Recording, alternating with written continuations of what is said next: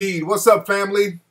Welcome to the Tariq Elite Show right here live on Ustream, ladies and gentlemen. We are live. It is Sunday night. We are recording. Everything is looking good. Everything is sounding good. We're chilling. I got on the Tariq Elite shirt that you can get available right now at TariqElite.com. By the way, this is the red Olmec shirt. It looks real fly. I'm looking at my reflection. I'm looking real fly and spiffy. You can get this at TariqElite.com if you want to look fly too. Let me get that off the gate. And what's going on, everybody in the chat room? We're going to chop up some of that good game, some of that hot fire tonight. We're in the room heavy already. We got almost 300 people in the room out the gate. So it's going to be packed up in here tonight. And all that good stuff. Let me see who's all up off in the chat room. What's up, Hot Double Diva? Hot Double Diva, I've already made you a mod so we can get the trolls out early. Yes, indeed. What's up, Coco Rose? How are you? What's up, Jamel Clayton? A lot of folks in the room. Kim Success. Shout out to everybody in the room. Waiting on the room to fill back on up. Glad to have everybody tuning in tonight. I hope you guys had a good weekend. Yes, indeed. Thank you very much. This shirt is hot. This is a nice one. Yes, indeed. Loving the shirt. Thank you very much. And you guys can be fly too at TariqElite.com. Get your shirt. You don't have sound? Gwen, refresh your page. Thank you very much, ML. Like I said, Black Gandhi in the building. No, oh, there you go. You Black Gandhi. I thought you were about to call me Black Gandhi. Now, Black Gandhi, why do you call yourself Black Gandhi? Let me holler at Black Gandhi. Yeah, I got that, Hot Double D, but we're in touch with his people. Everything is going good. So we're in the process of politicking with them right now. Good looking out, Hot Double D. And as a matter of fact, Hot Double D, but after the show, email me because there's some other folks I want you to holler at for us too, because you got that done quick. I like that. What's up, Anthony Woods? I'm doing a lecture either in Nashville or Memphis. Hold on, let me find the date. They just put a deposit down, so these brothers are bringing me down there to Tennessee, not Texas, but Tennessee, and I'm doing a lecture down there. And let me see what city it's going to be in. It's going to either be Memphis or Nashville. And let me look at the date because I want y'all to come on out. Because people, they've been trying to get me down to Tennessee. I keep saying Texas, but Tennessee for a minute. I've not done a lecture in Tennessee yet. I've done a lecture all over the place, but I haven't done one in Tennessee yet. And let me see these brothers where they, and this is going to be, I want to, either November. I'm getting my dates mixed up because I know somebody wanted to bring me to New York, to upstate New York, like Buffalo somewhere, on in November. So let me look at this. Hold on one second. The name of the brothers is a brother named Kenneth Searcy. Shout out to Kenneth, and they got a thing called Square Business Entertainment. I think it's going to be Saturday, September 21st. That's when they want to have. They're bringing me down there to, what city is this? Tennessee State University. What city is that in? Tennessee State University. All my Tennessee people. Where's Tennessee State University? What's up, Boardroom? Chicago is in the building. What I'm rocking now, I'm rocking the 1X.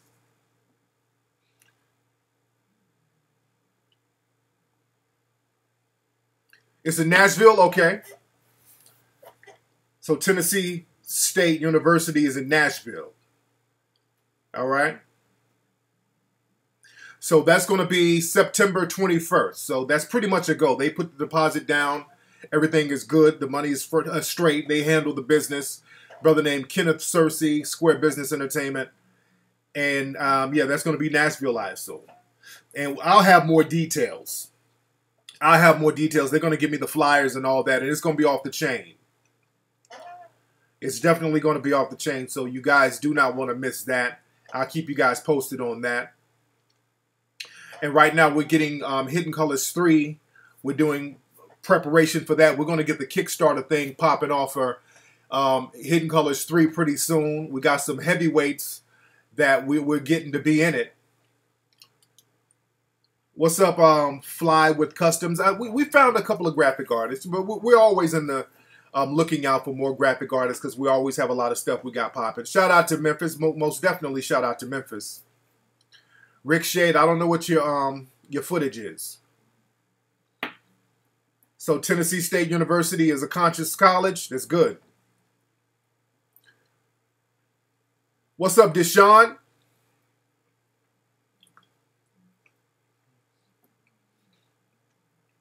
Say TSU is the hood. Hey, it's cool. Yeah, Texas, they took care of that. Texas State, they got that. They got the money together. Finally, they got it together.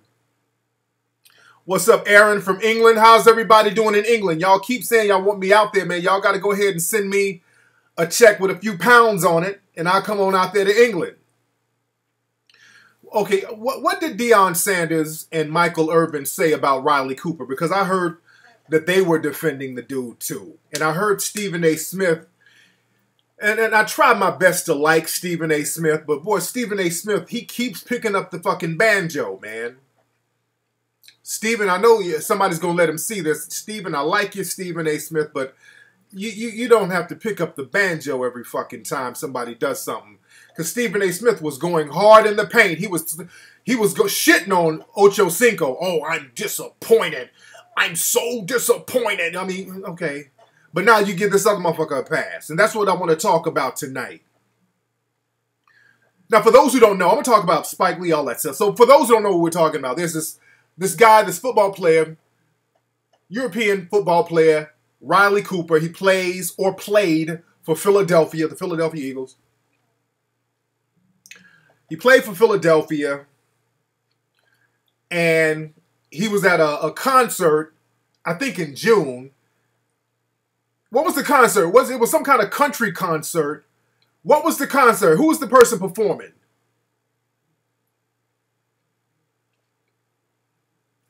Because we're going to get deep into this tonight. I want to chop up game with the family tonight. This is very important. What was the name of the... It was a... What was this? Keith Urban? What was the country artist name he was performing at? He went to the Riley Cooper. Chesney.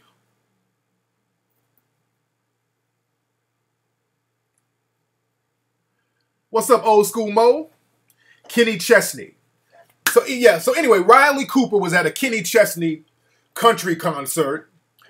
There were some black bouncers who wouldn't let him backstage or something like that. And they got him on somebody, I guess somebody was filming with a camera phone. And Riley Cooper, the football player, was like, I'll beat every nigger's ass up in here. I'll beat up every nigger. I'll kick every nigger's ass in here. Some shit like that. And somebody kept the video and they put him on out there. Now, a lot of people in the dominant society are mad at the people for putting them out there because that's one of the rules. You're never supposed to tell on somebody else when they spew their racism. But Riley had to go on the apology tour. Oh, I'm so sorry. I'm not racist. I'm so sorry. And the thing is, Riley Cooper was at this concert in his element, and country western concerts are not the most liberal places as far as race relations. Let's just say that. He was real comfortable in his fucking element. Let's get that straight. He ain't sorry. He's sorry that somebody taped his ass and put it out. But trust and believe, he started talking all that nigger hating shit and what he gonna do to niggas because he was real comfortable where he was. Let's not get it twisted. He's real comfortable at that Chesney concert. Other people that think just like him, so he was in his element, and he thought that he was going to get a pass, and somebody pulled the whammy bammy on him. You understand? So don't get it twisted. He was real comfortable in his country and western element. So he felt comfortable enough to talk all that big hillbilly redneck shit about him beating some niggas' asses and all that. They put him on out there. Now that they're putting him on out there, I think the Eagles, they dismissed him. They said temporarily, but I think they might... You know, they might let him go. I'm not sure. I kind of wanted him to stay because I wanted to see some of them brothers break his fucking back. I wanted to see some brothers get at him on that field. I kind of wanted to see that.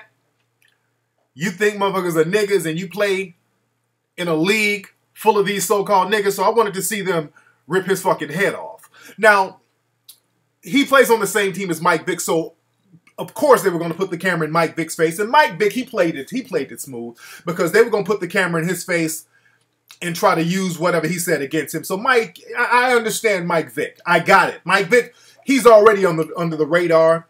People are still mad at him for the whole dog thing. So they're just waiting on him to say something sideways. So I understand Mike Vick. Mike Vick is just playing chess. I get it. So I give Mike Vick a pass. All right? I give Mike Vick a pass. Mike Vick gets a pass. That's just... Mike Vick had to be diplomatic about it. He can't say, yeah, fuck him. Mike Vick has to be diplomatic about it. So I give Mike Vick a pass. But Deion Sanders and all these other dudes, and I love Deion Sanders. I love Deion Sanders. Stephen A. Smith, I can't, no, Stephen. Stephen's on there. Oh, man, I should have brought a clip of what Stephen said. Stephen... First of all, Stephen went in on Chad Ochocinco. When Chad Ochocinco got in trouble in court, Stephen A. Smith was on there with all that, I'm so disappointed in you, Chad. You should know better. He's doing all that old banjo thrumping and okay. But now when this dude, Riley, gets caught up saying some slick shit, Stephen A. Smith and other people like him, because this is the whole new thing. Now, Stephen A. Smith is talking about, well, Riley should have been suspended. He should have been this. Yeah, he was wrong. But some of the responsibilities on other African Americans. We say that word and we should stop saying it. Shut up, nigga. Y'all stop.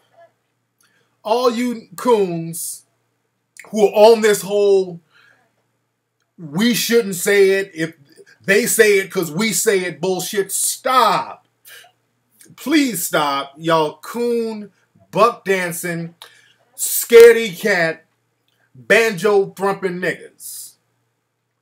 Now let me see who's in here, because I asked this question on Twitter. I said, are black people responsible for other non-black people saying nigga? Paula Dean said nigga, black folks were blamed for that. Mel Gibson said nigga, we're blamed for that. Kramer said nigga, black folks took responsibility for that. Tim Allen, he was talking some shit, and how come we can't say nigga? He did an article, Tim Allen's talking that dumb shit. All these people are coming out with these nigga comments who are non-black, and then we get thrown under the bus. We have to take on responsibility, and we have these driving Miss Daisy niggas who are apologists for the dominant society saying that we should take the blame for them saying nigga. Now, how many of you agree with that? If you agree with that, press 3. Let me see the people who agree with that. Let me give you the benefit of the doubt. Let me play the devil's advocate here. If any of you people believe that we are supposed to take responsibility or we should somehow take the blame for other non-black people saying nigga, because I'm tired of hearing this stupid shit, especially from black folks. Now, so the right-wingers and the Bill O'Reillys, I understand, they supposed to spit that racist bullshit, that rhetoric. But when I hear black people saying that, I'm like, really? Really, really, nigga? Then they blame rappers. But I want to hear you now. There was a brother on Twitter talking about, what did he say? If y'all follow me on Twitter, y'all can follow me on Twitter at Tariq Nasheed. Follow me right now on Twitter at Tariq Nasheed. But some dude answered the question, some brother, in quotation marks. He was like, we should stop. If we want respect, we got to respect each other. Okay, I roll with that. And we're not going to get respect if we keep calling ourselves nigger from white. No. Let's stop that right there. I want black folks to stop that bullshit right there, talking about how other people are not going to respect us until we stop saying nigger. Other people are not going to respect us until we stop sagging. Other people are not going to respect us until we get jobs or whatever. That's a crock of bullshit. What's up? Who's calling? Hey, what's up, Tariq? This is David, man, from Chicago, man. How you doing? I'm good, man. What's on your mind, player? I'm just listening to you on Ustream, and I think that, you know, if you look back in history, not a lot of black folks said the N-word, but white folks still call it that. Absolutely. Absolutely, man. Thanks for the call, but absolutely. Okay, Leah, call up, people. Call up. I want people to call up with your opinion. Especially the people who think that black people should take responsibility for the people calling us nigga. The number is 818-850-5404. 818-850-5404. Call up. Let's see who we got. What's up? Who's calling? Yo, what's up, man? This is Marcus, man. What's good? I'm good, man. What's on your mind, man? Man, what's on my mind is this, bro. Yo, I'm out here in Los Angeles, right? Yeah. I came out here from Wilson, North Carolina, man. I came out here with nothing. I was kind of inspired by what you did. Yeah. And I was on the streets, and now I'm off.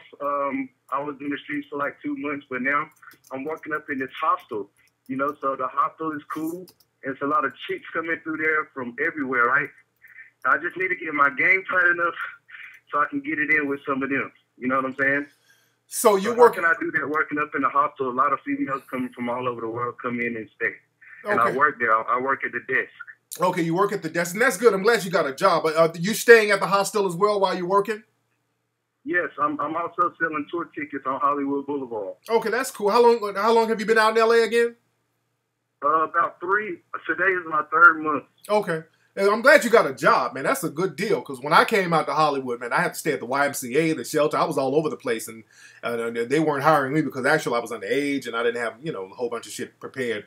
But my thing is just stack your money up right now, man, because right now you got to get your shit together. You're trying to get some ass, and you need to stack up your paper so you can have a place to stay and just be straight right now. So I would say focus on getting your paper. And when you focus on getting your paper, the women are going to come. The women ain't going nowhere. Right now, you just need to be focused on getting you a place to stay so your ass don't be homeless. Because if they were to fire you for any reason, you'd be on your ass. So you need to stack up some money as like a little cushion fund just in case some shit goes down. All right? So focus on that right now. Then we'll focus on hollering at the ladies and all that. You got it? All right. I got you on that. Thank you, homie. All right. There you go. Now, y'all, now, family, when you call up, let your conversation be applicable to the topic we're talking about right now. What's up? Who's calling? Hello. Hey, who's this? Is this Tariq? This is Tariq. What's up, babe? Hey, I'm calling you because I'm listening to your program. There you go. What's your name? This is Gwen. Gwen, what's up, Gwen? How are you? I'm fine. How are you? I'm good. I'm good. So what do you think about this topic? Are we black people supposed to be responsible for other groups yelling nigger at any given moment? I totally disagree with that. I totally disagree. Yes, indeed. And I actually posted a response on your page, but basically what I had to say was they're going to say it whether we never say it ever again. Absolutely. Absolutely. And when you see Italians and they go in and well, everybody, all these different minority groups, they call each other nickname words, between themselves. But right. Everyone else isn't allowed to do that. Absolutely. And Italians, they call each other Mix. Hey, you lousy Mick, how you doing? But no one else can do that. Absolutely. Well, it's the same here. They try to pretend or seem ignorant when we say it to one another. We're talking to one another. Absolutely. Absolutely. So I feel I'm sorry, they don't get a pass on that. Yes. No, they're not allowed to say it. It's offensive, and just like we can call them things and we don't because right. We know it's offensive to them, absolutely. Then don't be offensive to us. Yes, ma'am. Thank you very much for the call, Gwen. And Miss Gwen wrapped that on up smoothly. Yes, indeed. Yo, the guy dating the 45-year-old. I want to talk to that guy again. The last episode of the Mac Lessons radio show was great. At MacLessonsRadio.com. That's where y'all can hear it, at MacLessonsRadio.com. There was a guy who called up, this guy, he was 29, who was dating a 45-year-old female who was basically a former crackhead. And she was doing all types of disrespectful stuff to him. And I want to find out what happened. Brother, if you're here, let us know you're in here because I want to find out what happened to you. But my thing is, what's with all the black folks?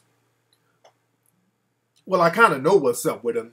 But it's kind of sad to see all these black folks running around talking about, who the hell is this? Somebody's, who the fuck is this? Hold on. Somebody just texted me. I don't even know who number this is. But yeah, what's up, Hustle Bear? This nigga Hustle Bear. I forgot about you, Hustle Bear, with that name. You never changed your name. Nigga, didn't we tell you to change that name, Hustle Bear? Nigga, the name is gangster and moist at the same time. We got to do something about that name. With a name like Hustle Bear, nigga, you seem like you be up in your house like this. Hey, baby, what you doing tonight? I wanna let you know. I wanna tell you that's how I feel. I wanna love you, baby, and it's going so right. I wanna That's what bring. Hustle Bear ass look like. But yeah, but again, like I said, man, a lot of black folks, it's kind of pathetic to have black people have to come out here and cop pleas for other people. And basically in order to keep your job. I would say, man, just don't chime in. I would say that, man. I would say, because again, they look for people to co-sign the fuckery. And I would say to black people who are on the same team as a racist or who works at the same network with the racists, I would say just no comment. If I don't want to seem like I'm throwing that person under the bus, because again, I kind of understand to a certain degree that if like Paula Deen, for example, Paula Deen and what's that guy, Chef Roble, the black guy, he came out defending Paula Deen. I can't co-sign him, but I understand to a certain degree. But if I were him, I would have just said no comment. Just say no comment, man. Don't be out here buck dancing and cooning, talking about I forgive him. No, nigga, just say no comment. Just say, look, hey, because look, CNN, they called me about 3 or 4 fucking times. So they're going around looking for all the black public figures to get their opinion on stuff. And every time they call me, I tell them the same thing. Paula Deen can eat a dick. If y'all put me on there, I'm going to give you a mouthful about what I think about Paula Deen, all of them. You dig what I'm saying? So the thing is, they kind of look for people who they can put on camera to co-sign the bullshit. And the Chef Roble guy, I understand certain people, you're on these cooking networks, so you can't throw somebody on the same network under the bus. I understand that. Now, I saw that thing with Paula, with Layla Ali. Now, Layla didn't quite defend her. Layla said something because TMZ kind of twisted her words. They were like, well, what do you think about Paula Deen? She was like, well, the food is good. You know, I like her food or whatever, but I don't think she didn't co-sign her, but they kind of flipped her words and made it seem like Layla Ali co-signed Paula Deen, which she actually didn't. She actually didn't. But the Stephen A. Smith, see what I don't like about the Stephen A. Smiths is that, I mean, this nigga goes in on the black players. When a black player does something, Stephen goes all the way in. I'm so disappointed. You know, him and that hairline. That hairline is all back here. I'm so disappointed in you, Chad. This just gets me fired up about Chad. And then you start copping a plea when the white boys out here talking about beating niggas' asses. Really? Talking about doing physical harm to fucking people. Yeah, and that's true, Slim.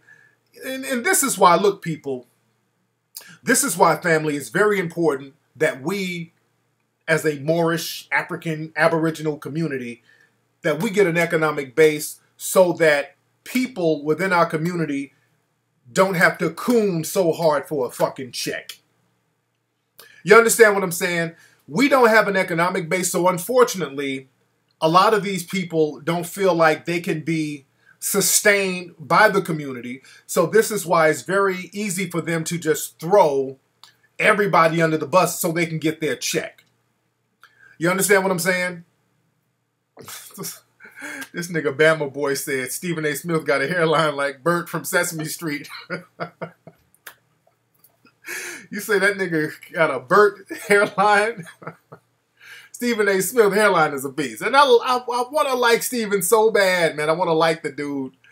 You know, he's a great commentator. But when he starts doing that, man, that's so embarrassing to see black folks copping pleas. Just say no comment, man. Just no comment. You know what? So because they'll put the camera right in your face. They go to you. They put the camera right in your face and look what you and see what you're going to say. How do you feel about them saying the N-word? Now, if you don't want to throw them under the bus, because you might not want the backlash, because a lot of the audience is white, so a lot of them might give you a lot of backlash. So just say, hey, look, you know what? You know, I don't agree with that, and you just, other than that, just no comment. I don't agree with people using the N-word in a derogatory way. Just say it like that. This is your answer, black folks. If somebody asks you, what do you think about Paula Deen saying nigga, Riley Cooper saying nigga, just say, look, I can't condone anybody using a term that will deem somebody else inferior. So, but other than that, just no comment. That's up to her and whoever to deal with. You know, but me personally, I don't agree with anybody using a word to denigrate an entire race of people. Say it just like that, because they can't. Then they'll say, well, what about rappers? Well, rappers don't say it in a denigrating way to marginalize a whole race of people to make them inferior. Real big difference. That whole, if rappers can say it, how come we can't say it? Miss me with that bullshit. Just miss me with that bullshit, because again, they ain't getting it from no rappers. Let's be very clear. What's up? Who's calling? What's up, Tariq? Big job from Memphis. Where you from, homie? From Memphis. From Memphis. All right, what's on your mind, bro? Man, as far as the word nigga, you know, some white folks get a pass to me. Like, if you 70, 80 years old, you grew up saying the word nigga for 50 years, I don't give a damn about them old folks saying nigga. But you know, if I work with you, we talk about basketball and football all day, you cool, and all of a sudden you get mad at me and call me nigga one day. That's the white person I'm mad at, because you was stuck in the grass, you a coward. You was cool with me when everything was cool. But let me tell you something. You got mad. But let me tell you something, man. You better be aware and not afraid, but you better be aware, and you better care about a 70 or 80-year-old white person using nigga. Because you know why? Because the thing is, they come from that old school of racism, and they've been sitting around. They've had to suppress their lynch mob racist mentality. Those who have it. I'm not saying that all white people who are 70 and 80 have it, but whites who are old like that, who were racist back in the day, they've had to suppress their racism, and they've been just waiting for the shit to come back out. And a lot of times, when they get old like that, and they about to die, they want to get one last lynch in before they get the fuck on up out of here. Just like that dude did to that dude up in Wisconsin. And what they'll do, they'll target our kids. You understand? Just like they shot that 14-year-old boy and tried to shoot his brother. So you better be concerned about these motherfuckers who old saying nigga. That's the one you better keep your eye on, because he ain't got shit to lose. Jail time don't mean shit. He's about to die anyway, so he's about to be about that life. That's the main person you need to be watching out for, all right? So I respectfully disagree, but thanks for the call. That's the thing, man. Y'all can't be giving passes like that. Nigga, hey, nigga, hang your phone up. This nigga old janky ass phone. This nigga's phone is like a car with a fucked up alternator. It just won't turn off. Boom, boom, boom, boom. And then nigga car trying to turn off and it does that. Boom, boom, boom, boom, boom. That nigga phone was like that. That nigga phone needs to tune up. Who is Where's Marvelous? Is that, this ain't Smiley, is it? Is that you, Smiley? Yeah, but like I said, man, them old racists, that's the main people you better watch out for, man. They about that life. What's up, D. Jones? I ain't giving nobody a damn pass. Y'all better stop fucking around. If somebody's saying nigga, that shit, if you white person, you go around yelling nigga indiscriminately, I'm not fucking with you. I'm sorry. Just like these niggas who gave Paula Deen a pass. I ain't giving Paula Deen shit. Paula Deen, she's out here trying to get people to dress up like slaves, trying to get old black women to ring dinner bells and yell, come and get it, like they're on a plantation. I'm not giving her a pass for shit. Anybody who shows me or lets me know that they think that the black race is inferior, I'm not eating your food. I don't want to come to your house. I don't want to work with you. I don't want to do business with you. Black folks do not understand racism. They really don't. They really don't.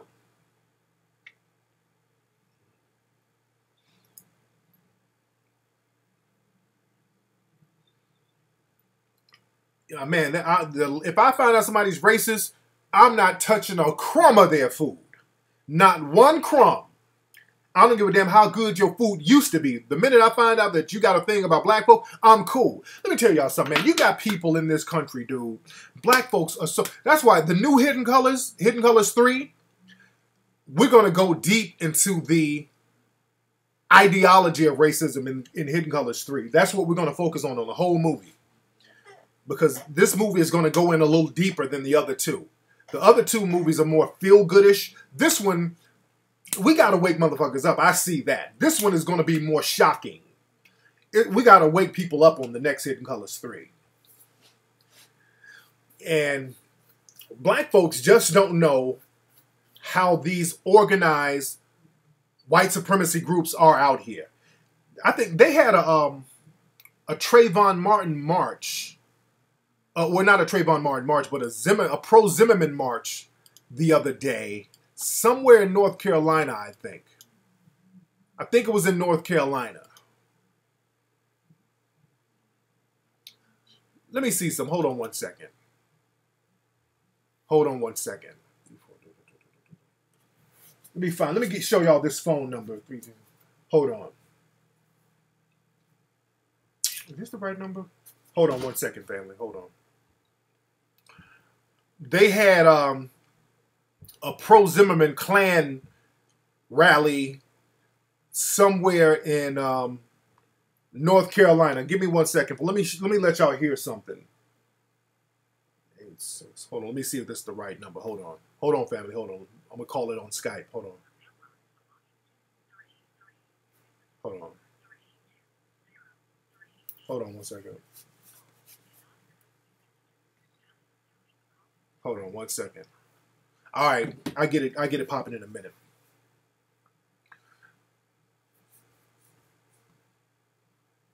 But yeah, we're going to go deep. We're going to talk a lot about what goes on here in the U.S. as far as black folks. We're going to talk about what goes on in the U.S. as far as black folks.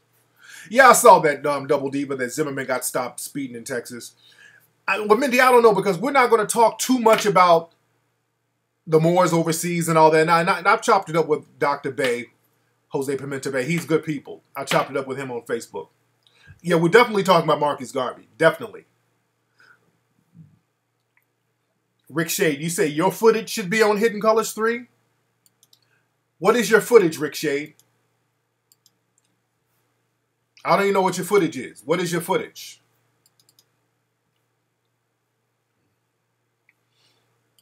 What is your footage? I don't know what it is. Because cats be volunteering their information and I don't know what their shit is. So you got to be very specific about what your footage is.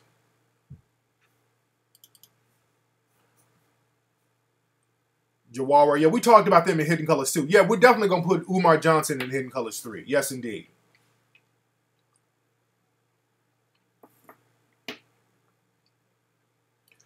I saw it last Sunday, dude. I saw a lot of shit last Sunday. I can't remember, bro. Say Don Bankhead still... I don't know where Don Bankhead's little wayward ass is. That nigga is always into some shit. Don Bankhead is always into something. And by the way, y'all can get this shirt at TariqElite.com. This is the Olmec shirt from the Hidden Colors line at TariqElite.com. The Klan rally was in Eden, North Carolina. What was that phone number? There was a phone number. They were talking shit about Trayvon Martin. That's what I was looking for. My daughter gave me the phone number. I don't know, she found it on Twitter or something. She's like, Dad, what is this? And that's the sad thing. I got to explain to my kid all this crazy bullshit. I got to explain shit to her. And now she has to ask me, is it safe for her to ride the bike to the store out here? You know, that's some pathetic shit to have to explain to a fucking kid, man. That's why I go in on this. I go in on all this stuff. That's why I'm not giving nobody no damn pass.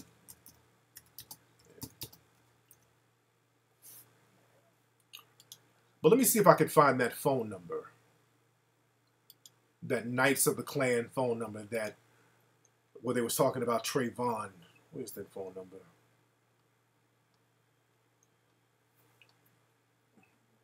Where's that damn phone number? Okay. Okay, yeah, the phone number, the voicemail, it can't take no more messages, so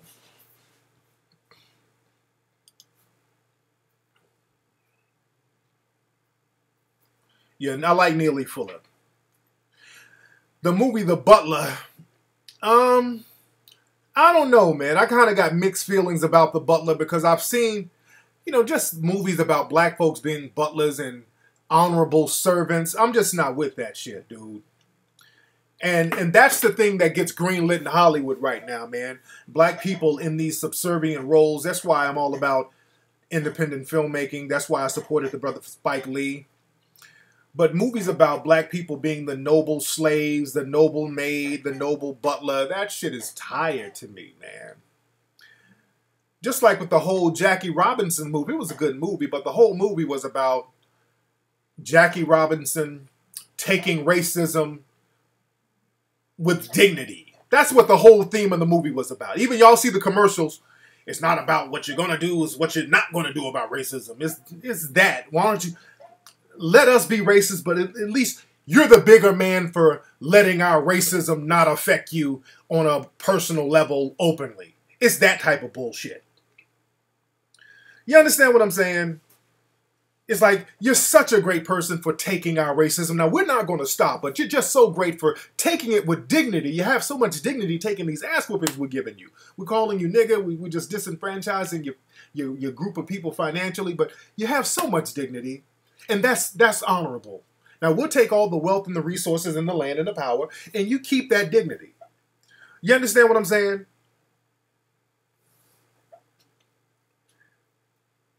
So that's the thing I can't rock with. Let me see. The links are turned on. The links are turned on. You can put up a link. Benson was a cool show. Benson was cool. He was the shit-talking butler. I haven't seen Fruitvale Station yet. I haven't seen it yet, but I heard it was good.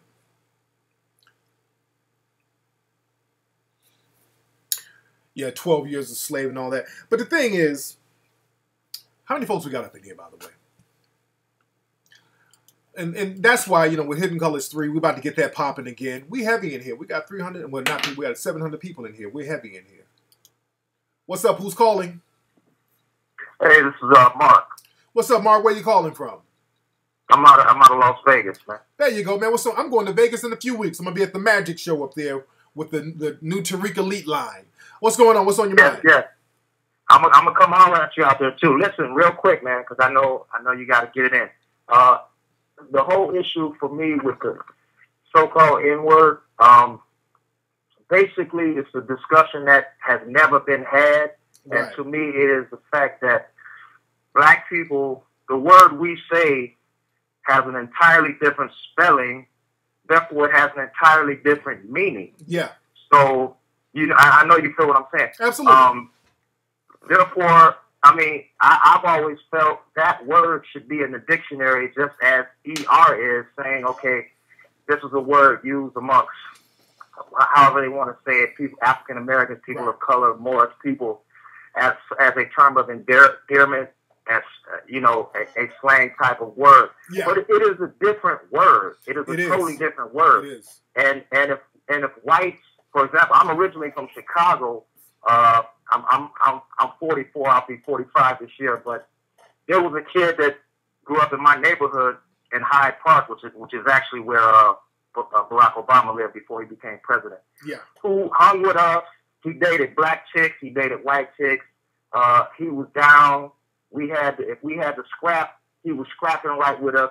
But he would say nigga all the time, and nobody broke breath or anything. So they don't say it the way that we say it. Therefore, it's an indistinguishable matter, man. So, that's true. Thank you for the call. Let me get on that. But yeah, what he's saying is absolutely true. When people like the Paula Deans and the Riley Coopers and all of these people, when they say it, let me tell you something.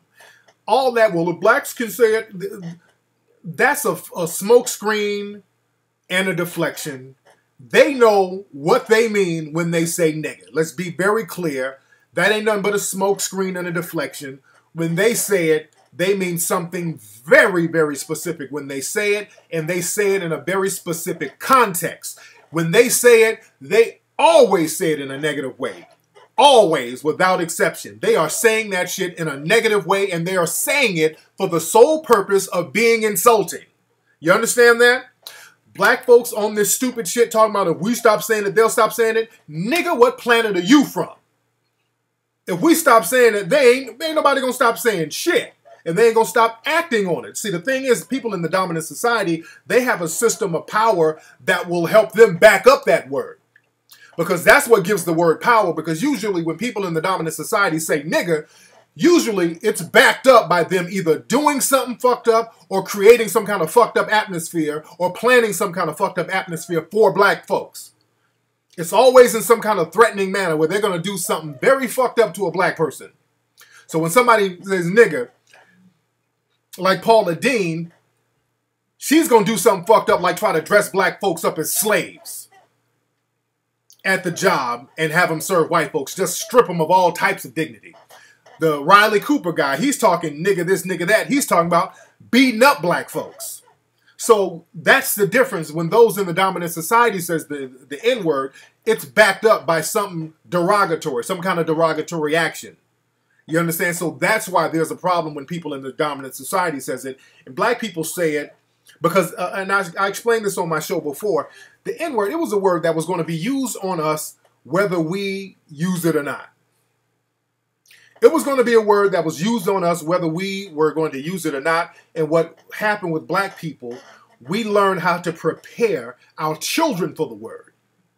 Because again, racism is a very heavy thing to lay on children. It's a bitch to explain this shit to your kid. I'm a father of 2. And right now my daughter's at that age. Well, I got to explain this stupid shit to her. Because the thing is, kids in the dominant society, they know this shit by the age of 5 and 6. They're very well aware of racism, white supremacy at around 5 or 6. They know early. I went to school with white kids. Trust and believe, they had to talk early. They knew what inferior and superior was at like 5 and 6 years old. You understand what I'm saying? They get to talk very early. Our kids, we tell them, we break the game down to them when they experience some bullshit. You understand what I'm saying? So the thing is, people in the dominant society, they were very specific about what they meant when they used the word. And black folks had to prepare their children for that. So the word was turned into a term of endearment. The only power we had, we didn't have power to change the dominant society's view of us, but we only had power to change the meaning of the word amongst ourselves. We only had the power to change the meaning of the word among ourselves. So among ourselves, we like, yeah, you my nigga. If I'm a nigga, you my nigga. Well, you my nigga. You a good nigga. You a good nigga too. We all good nigga. So we just kind of trivialize the word among each other so it wouldn't have that much of a sting, especially when our kids would hear the word. So we took some of the power out of the word among ourselves, and we changed the meaning among ourselves. Being a powerless people in this society against the dominant society, we just changed the meaning among ourselves. Now that we've changed the meaning of the word among ourselves, and it's now illegal to openly be racist, again, openly. You can't just outright say, I hate niggas, I hate... If you say that, that's illegal now because of the 1965 Civil Rights Act and all that stuff. Some people still get away with it and they just keep their racism privately. But now that black folks can say the word so-called openly because we mean something else by it, and people in the dominant society can't, they're trying to pretend that this is some kind of privilege that's being denied of them. You understand what I'm saying? They're fighting for the civil rights to say the N-word. And my thing is, why do you want to say the word so bad? I always ask that question. Why do you want to say the word so bad? And again, black folks who are co-signing this, it's sad that black people are in a position right now in the society where you don't have an economic base and you have to depend on the dominant society for your economic sustenance to the point where you have to co-sign and make excuses and be an apologist for their racism. And again, they're trying to overturn all that shit from the 60s. They're trying to overturn all that. They done took some of the voting rights back. They're trying affirmative action, which didn't really do shit for black folks. And affirmative action hadn't helped black folks in like 20 years. Let's be honest. Black folks, especially black men, we're last on the totem pole to get anything from affirmative action if we get it. People like to pretend that affirmative action has done all this help for black people. Trust and believe. Black people are the last people to get any kind of affirmative action benefits because we let them use these little bullshit terms on us like minority. Minority was a con fucking game. That was the biggest con game ever. That was a big con game because all types of people qualify as minorities. You have white people who are 1/35th Native American who qualify as minorities. Don't get it twisted. People like to pretend that minorities means that black people are getting all this shit. That's a goddamn lie. There's all types of people who are minorities.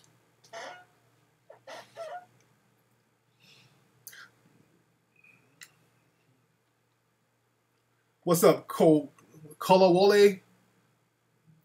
Okay, I don't know how to pronounce your name, player.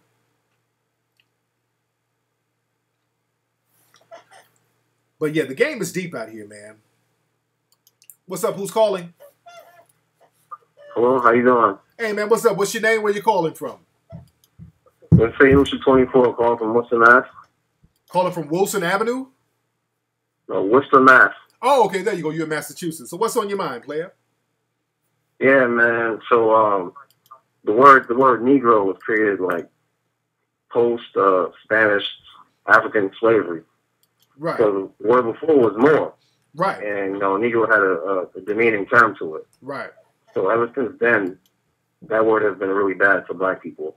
Yes. And I have a friend actually that says that he gives passes to white people that sound cool when they say the N word. If it sounds okay, they can say it. Okay, again, I'm not with that. And, you know, and unfortunately, man, with black, and thank you for the call. Let me get on that right now.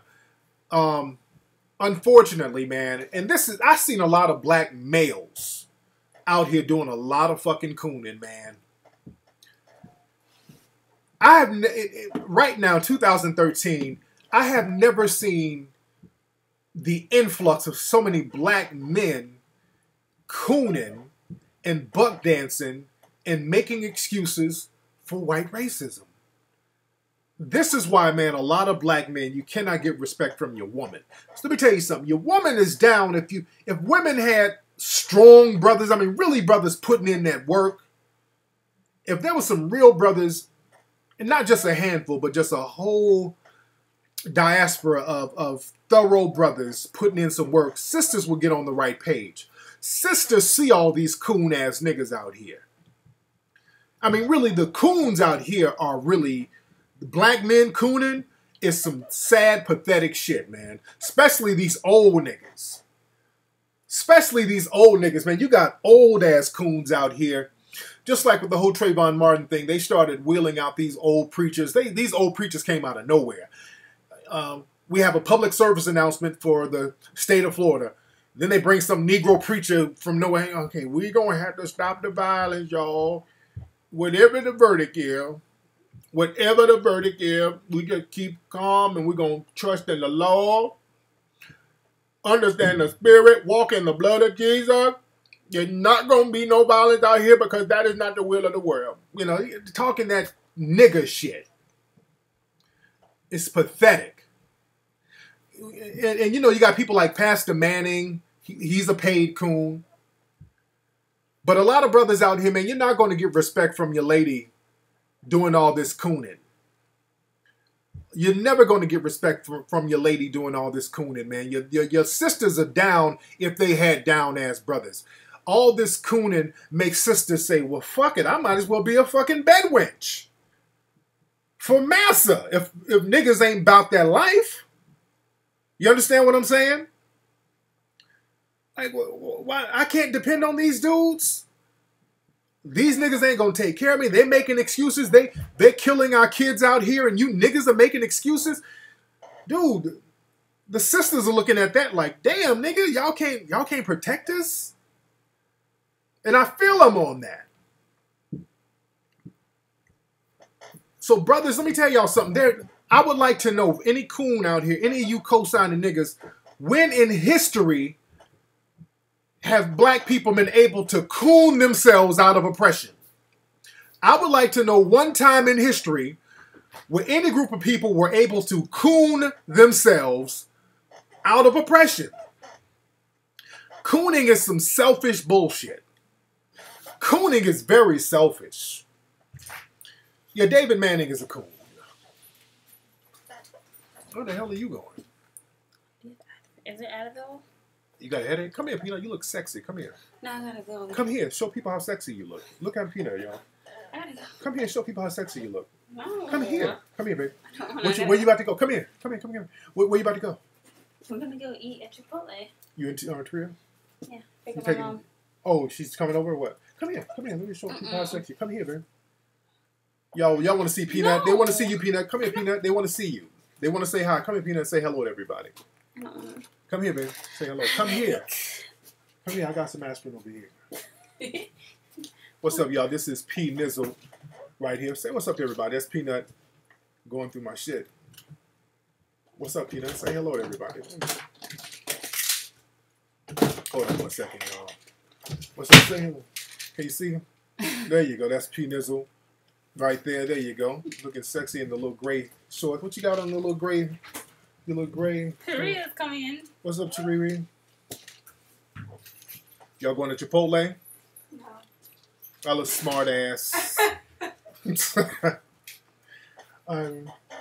did you start? Cool. Okay. Are you still doing your show? Yeah, I'm live right now. Yeah. They said, let's see that cocoa butter skin. Hilarious. It's hot as hell. Yeah, that's why I got the fan on. Ouch. That's why I got the fan on.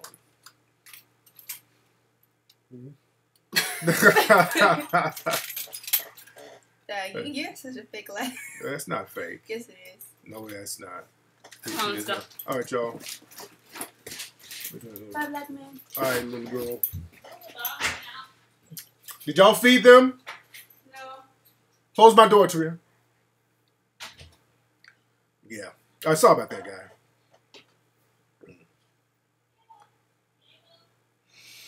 But yeah, like I said, man. Yeah, like I said, the coons out here, man, it's just a plethora of coons. And like I was saying, man, cooning is a very selfish act. Cooning is very selfish. Because the thing is, you don't care about your offspring. You only care about what you're going to get at the moment. And that's the problem with us in the black community.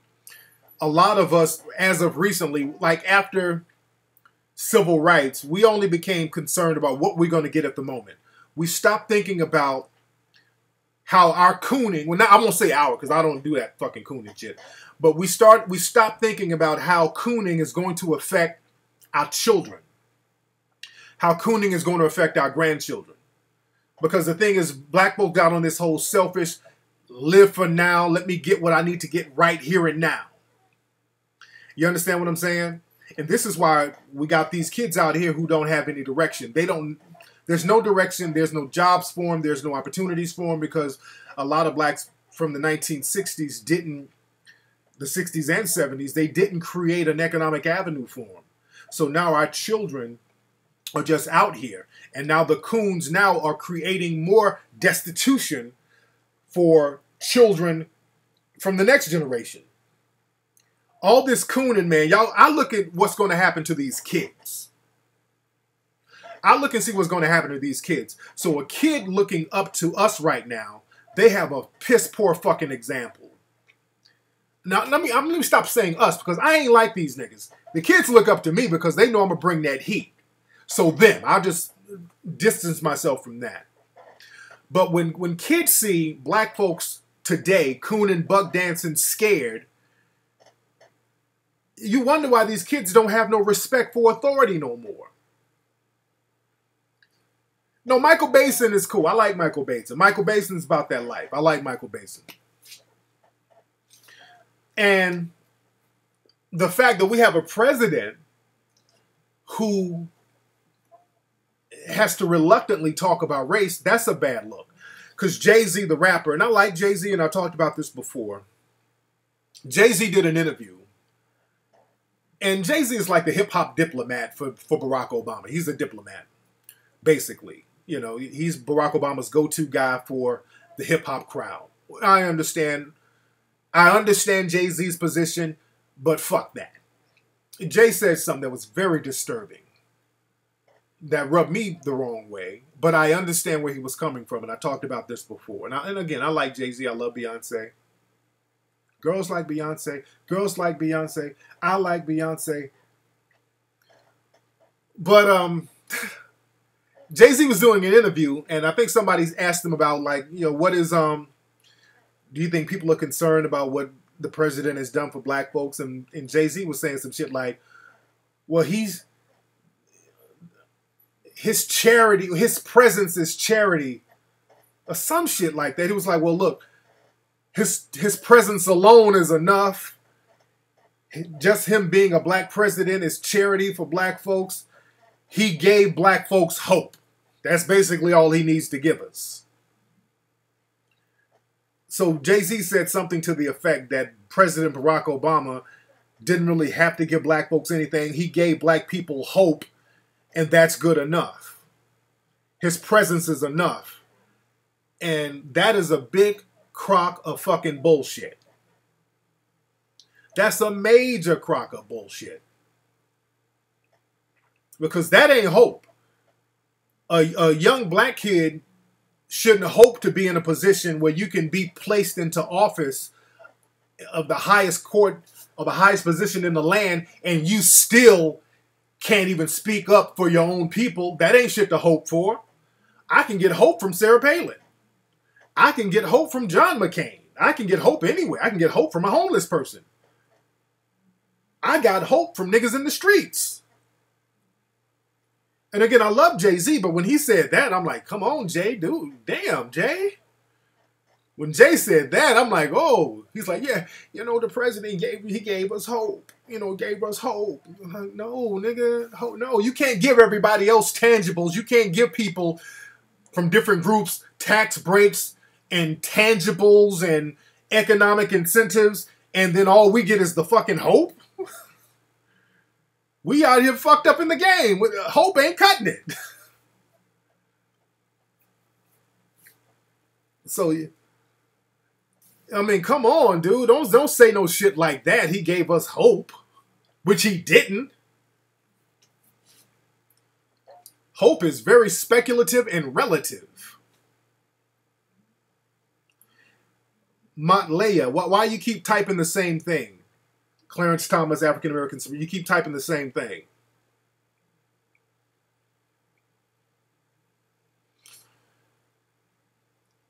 Yeah, man, but as far as that hope shit, though, and this is, look, black folks, this is why in the next election, listen to me, black folks, this is very important. In the next election is 2016. Black people, you're going to have to put some funds together, put an organization together, fund it with campaign contributions to give to the next candidate to put him in office. You understand that? We got to put money together as a campaign contribution to the next candidate in office and have a list of demands. There is no other fucking option in the next election. In the next election, that's what we have to do. We should have done this with Barack Obama. We didn't do it. We were so happy thinking that a black president is going to be in office. You say that will never happen, but the thing is, man, if it don't happen, we're fucked. You don't understand how fucked we're going to be in the next election, dude. When the next president comes in, who's going to be white, we are so fucked. Because when we say, hey, can you give us something? They're like, whoa, we're going to give you the same thing Barack Obama gave you. We're going to give you the same shit your black president gave you. Nothing. A big bag of bullshit. When the next president come in, see, the thing is, Barack Obama was just an excuse. So now they can say, well, look, you had a black president. What do you want from us?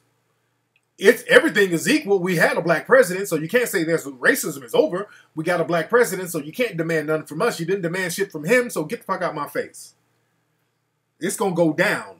If we do not put money together and make a big campaign contribution to the next president, That's the only way for us to stay afloat out here.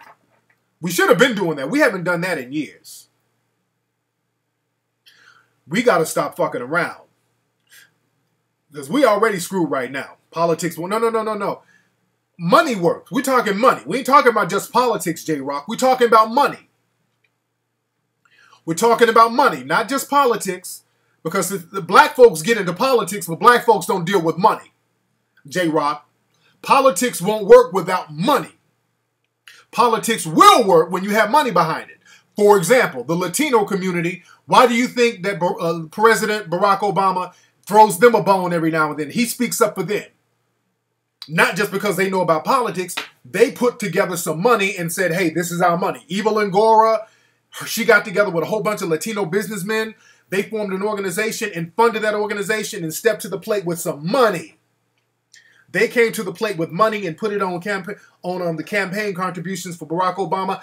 That's why he speaks up for them. The gay and lesbian community did the same thing. We do not do that, but we have all these demands. But we ain't putting up no money. Money talks. No, we didn't do that for Barack Obama, B.C. Watson. That's a goddamn lie. What organization, name one black organization that put up money for Barack Obama? And what was the amount, B.C. Watson? I'm talking to B.C. Watson specifically. Name the organization that's black that put up money for Barack Obama and what was the amount? I ain't talking about just random black folks with non-aggregated funds. I'm talking about a specific group with a specific list of demands and a specific dollar amount.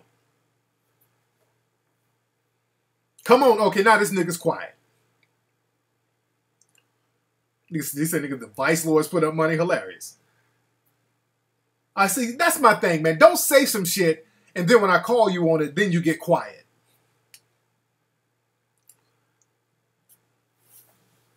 B.C. Watson, how much did a black organization, I'm talking about an organization, not just unaggregated funds, but just black folks randomly donating money. No. That don't count. I'm talking about, no. I'm not talking about just nickels and dimes and shit like that, no. An organization with a set amount of dollars, with a set amount of campaign. You keep saying the same thing, BC, and you're not getting it. I keep asking you how much, and you can't give a number. You keep saying we gave to the campaign, and that's nigga thinking. Again, when it comes to talking real shit, niggas get to talking that nigga shit, just repeating the same dumb shit over and over again, just to be talking. Because you don't have an answer. The reason why you keep repeating the same thing over and over, you don't have an answer. And that's the problem. Niggas never have answers. This is why we keep getting fucked up in the game. NAACP didn't give a goddamn thing. No, they didn't. No, they didn't. That's bullshit. That's bullshit, bro. That's bullshit, BC.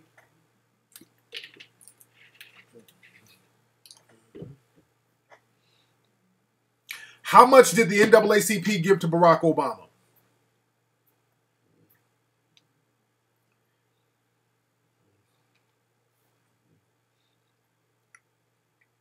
How much did they give, and what were their list of demands?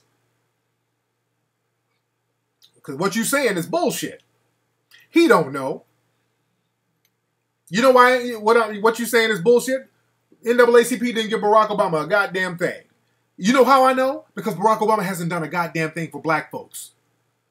And the NAACP, if they gave him money, they would have had a list of demands. Show me that what Barack Obama has specifically done for any black group in this country. What has President Barack Obama specifically done for any black group or organization in this country? Name one thing.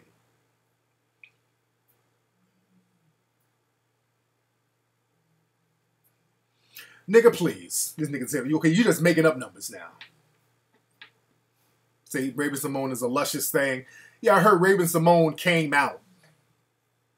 I heard Raven-Symoné came out the closet. And that's another thing. When black folks do shit like come out the closet or whatever, you know, then we'll get all types of press. You know, when we do shit like that, they big us up. When that basketball player came out, they bigged him up. You dig? You know, we become the mouthpiece for other groups.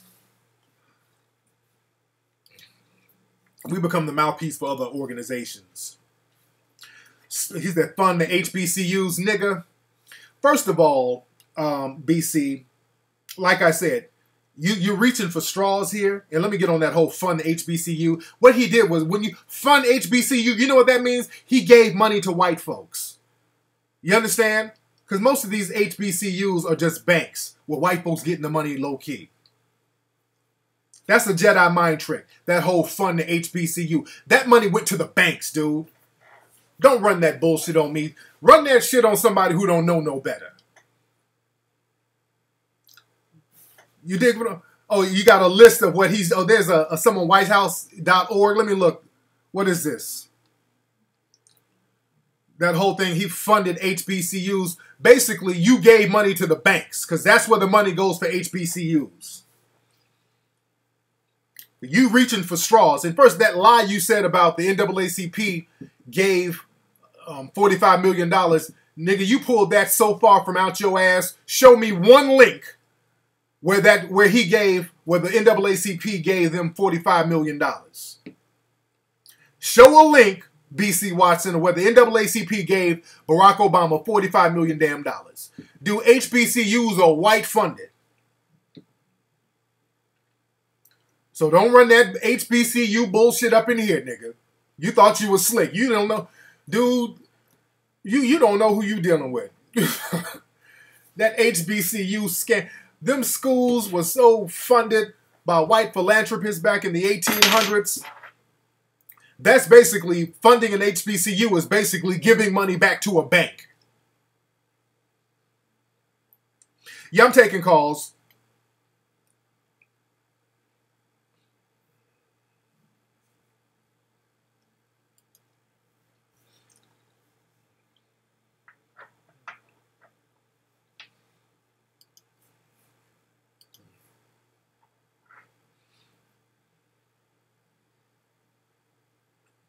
Oh, yeah, much respect, Big Lonnie. A lot of folks like the shirts. You can get these shirts at TariqElite.com.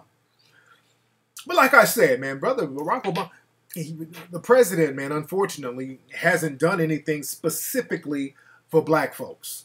Because, again, I heard that bullshit about funding the HBCU shit. I heard that.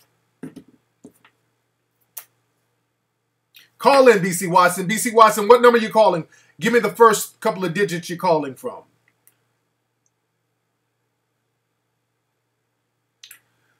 The Black Caucus, what did the Black Caucus give?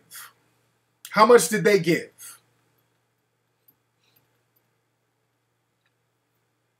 Because I want to know, show me what they gave and what were they demand? What were their demands?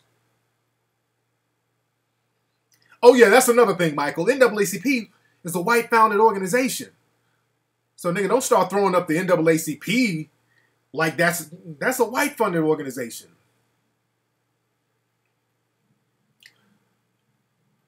And again, I want to know what President Barack Obama has done for black folks.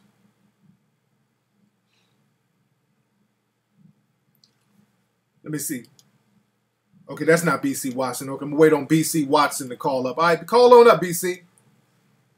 Call up, BC. Waiting on BC to call up. Where you at, BC? 818-850-5404.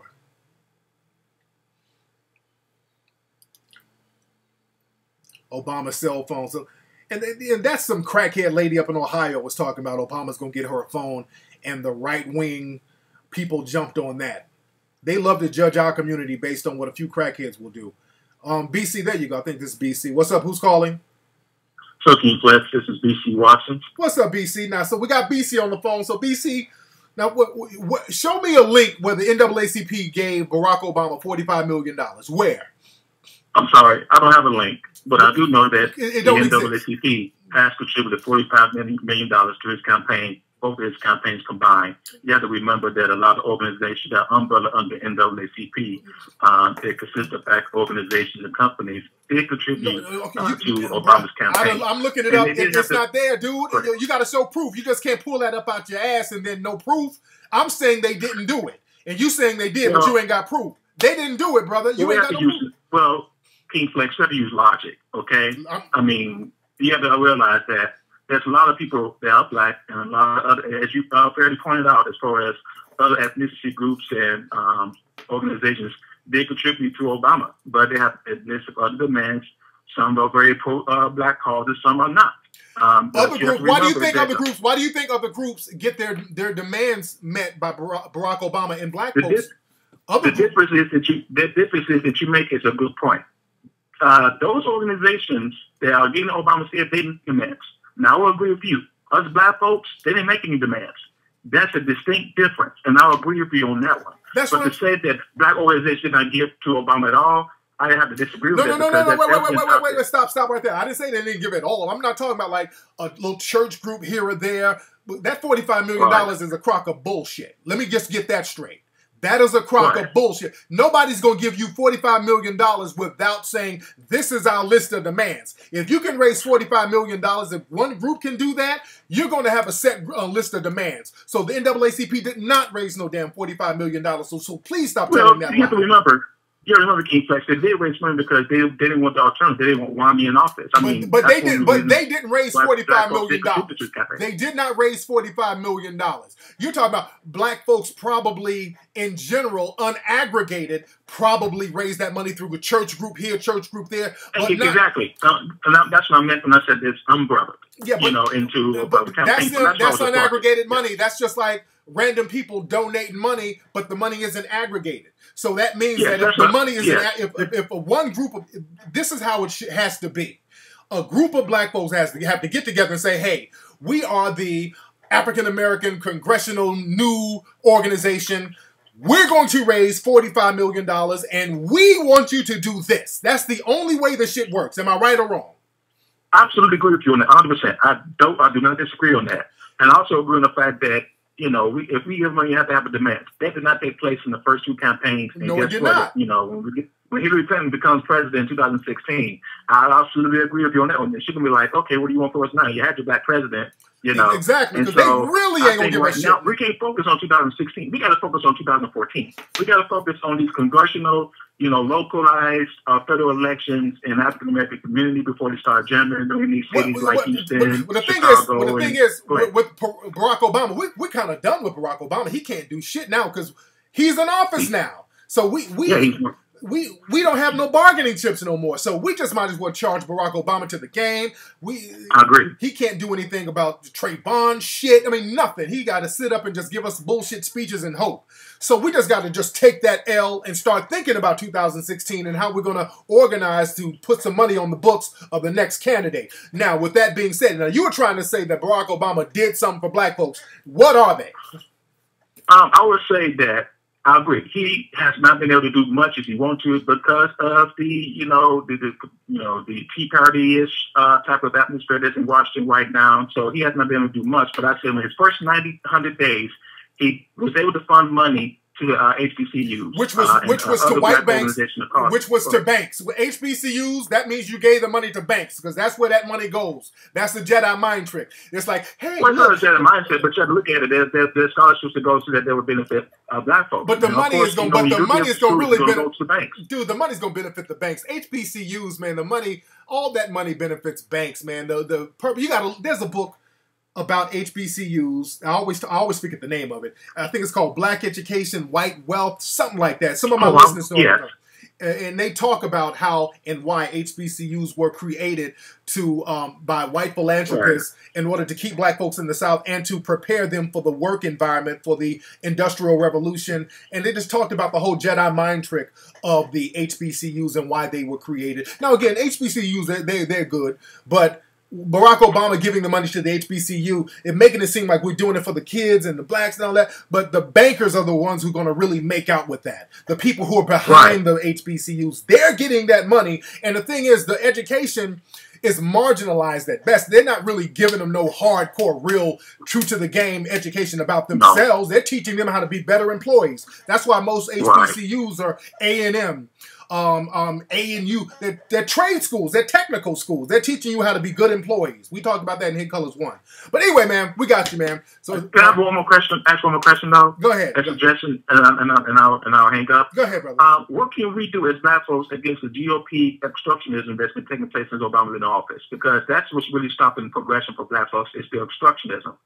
Well, that's a million and one thing stopping the progression of black folks. The thing stopping our progression is that we don't have an economic base. That's the number one thing that's fucking us up. We don't have an economic base. If we get an economic base, we could override a whole bunch of this bullshit. The thing is, we are totally dependent on people in the dominant society for jobs and education, for every single thing, and they've proven that they're going to circle their wagons and just throw us the crumbs, and the crumbs have to be on their terms. And we got to stop accepting that. That's our problem. We got to get an economic base. But anyway, thank you for the call, brother. Thank you. There you go. So the brother basically called up and agreed with everything. All right. All right, BC. Y'all know how many HBCUs are getting closed down? You understand what I'm saying? These HBCUs, look, that whole philanthropy money, look. Black schools in general, they're shutting down these black schools. They're like, look, these black schools, we're done with them. These HBCUs, we're going to shut these shits down. Y'all notice the public schools are getting shut down. Let's just be very clear. They're shutting these schools down because right now, can I get deep? Can we get deep, family? Like I said, man, HBCUs and just schools in general for black folks were designed to be trade schools. They were designed to get black people in the workplace. HBCUs, the purpose of those schools were to get black people in the workplace. That's why it's agriculture and technology, A&T, A&M, agriculture and mechanical. All of those black schools had those A&M and A&T names because they were to get black folks in the workplace. That was the sole purpose of those HBCUs. School in general, public schools have been designed over the last 50, 60 years, was to get black folks into the workplace. Now that black people are not needed in the workplace, because now black folks are not needed in the workplace. Most of the jobs are either overseas, and most of the jobs are going to the Hispanic immigrants that's coming in, who are working harder at lower wages. So now they're getting those jobs. So black people are not a needed labor force no more. You understand what I'm saying? Black people are not a needed workforce no more.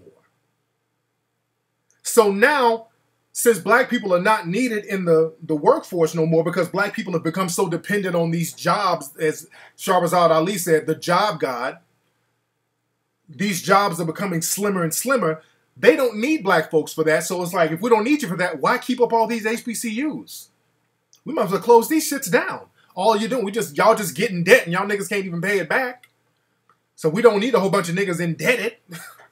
So we're going to start closing them HBCUs down. Not only are we going to close those HBCUs down, fuck it, let's close these public schools down. Y'all notice black public schools are getting shut down all across the board, dude. They're shutting down black public schools like by the hundreds in cities. They're smashing them. Because what they're going to do now, they're like, if black people are not going to be a labor force, they're going to be a damn prison force. That's why they're building up these prisons. They're shutting down these schools, and at the same time they're shutting down the schools, they're building up new prisons. I talked about that when I was down in Atlanta. And Chicago is about to get the business. I really feel bad because Chicago is they're the scapegoat right now. Chicago is the poster child for lack of black progress, black dysfunctionality. So Chicago is going to get that work, unfortunately. But black people are getting ready to be the slave labor force. They're going to utilize black people for the prison system. This is why they keep criminalizing the image of blacks, and this is why the Trayvon Martin Zimmerman case was very important, because now they're letting the Hispanic community know what the rules are. I talked about that a few weeks ago. They're letting Hispanics know, okay, look, y'all about to be the majority here. And when Hispanics become the majority, it's not going to be a Hispanic majority. They're going to just recategorize them as white. which they're already legally white, but socially they're going to get their mindset thinking white. You understand what I'm saying? And they're like, we're showing you how to act. Once you get fully into this white thing, you need to know how to act. And this is how we'll accept you. What you did to Trayvon, keep doing it. We'll give you a pat on the back as long as you think like that. You understand what I'm saying? This game is very deep, and black folks got to stop bullshitting around. Black folks got to stop bullshitting around.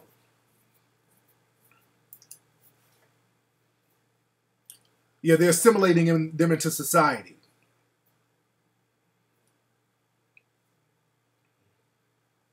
Oh yeah, Chicago and Detroit are definitely testing cities. But yeah, they're getting black folks ready for the prison labor system. Because when they tear these schools down, trust and believe, they gonna send y'all somewhere. I broke all that down in Atlanta. When I was in Atlanta, I told them about a prison, because they're shutting down schools in Atlanta. They done tore down all the housing projects in Atlanta. They tore them shits down. Atlanta has some of the first housing projects in America. They tore all them projects down. A lot of people were homeless out there. The crime rate went up. Y'all remember when the security guard out there is tasing folks? They got rid of him because they didn't want him out there messing up business. They wanted people out there downtown Atlanta in Midtown. They wanted him out there selling that dope. They wanted him out there wilding out. Excuse me. And they want all that stuff to go out in the open, so when they shut everything down, they can have justification for it. So black folks got to get dead serious about shit, man. We got to get our group economic thing. That shit is not an option. That's not an option. And again, what they do, they use a lot of the rappers to play the Jedi mind trick. And again, I love Jay-Z, but they're using Jay for the Jedi mind trick. Watch this shit. Jay-Z got a song out called Tom Ford right now, where he's bragging about Tom Ford clothes. That's the last thing we need. We don't need to talk about spending money on non-black designers. None of that shit right now. That's the last thing we need. We need group economics. All that Versace, and that's the last thing we need right now. That is the last thing we need right now, all that Versace, Gucci shit. That shit is going to kill us. Because what they do, they teach black folks that in order to be accepted, you got to spend your money within the dominant society. That's how we'll accept you. And that's the only way black people can really feel a sense of equality, is to be able to spend their money with the dominant society.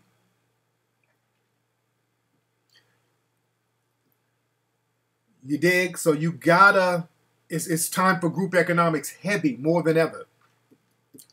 That's why I co-signed Spike Lee. Spike Lee is on Kickstarter. He's raising money to do an independent film. I put $5,000 on his film, by the way. And he's raising money to do an independent film. And some people were critical of him, wrongfully so. They should not have been critical of Spike Lee, because I co-signed Spike. And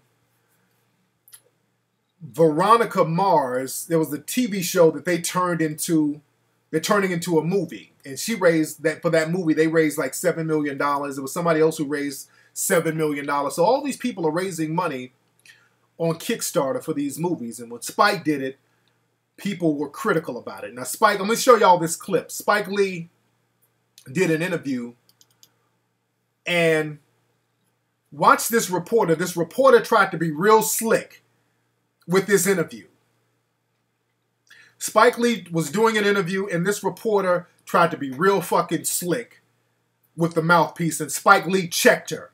Watch this interview. You got to watch out for people like this. Watch this.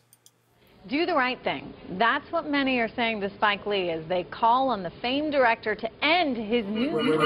Okay, well, let me fix this. Hold on one second. Hold on, family. It wasn't working right. Hold on one second. Let me fix it. Let me fix this real quick so it'll play right.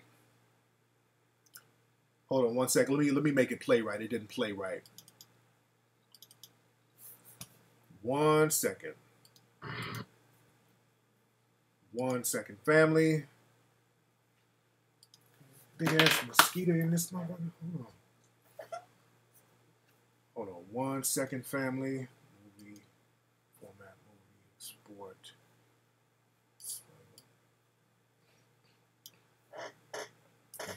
hold on 1 second, family. Let me export this real quickly. Let me see if it works.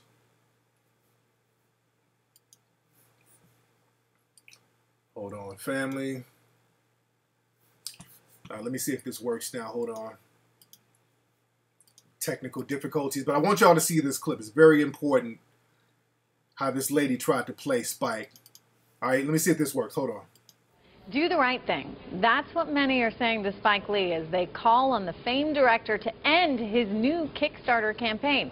Now, if you don't know, Kickstarter is a website that helps. Hang on. We're going to go there. Why do you open like that? Why would you open like that? Because we're all about controversy here. We're going to let you answer in a second. But I got to tell what people what the Kickstarter thing is. It's a website. Why would you open like that? That helps artists fund their projects using crowdsourcing. Here's how it works. You make your pitch in a video, you upload it, you hope the idea takes off. It's mostly for up-and-coming novices.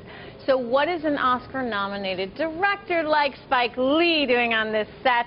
We thought we'd ask him in person. Well, I would like to refute your opening. Just tell me. I mean, you've got a lot of money. You don't need to do this. Why would you go to Kickstarter? I think it's interesting. First of all, you don't know how much money I have.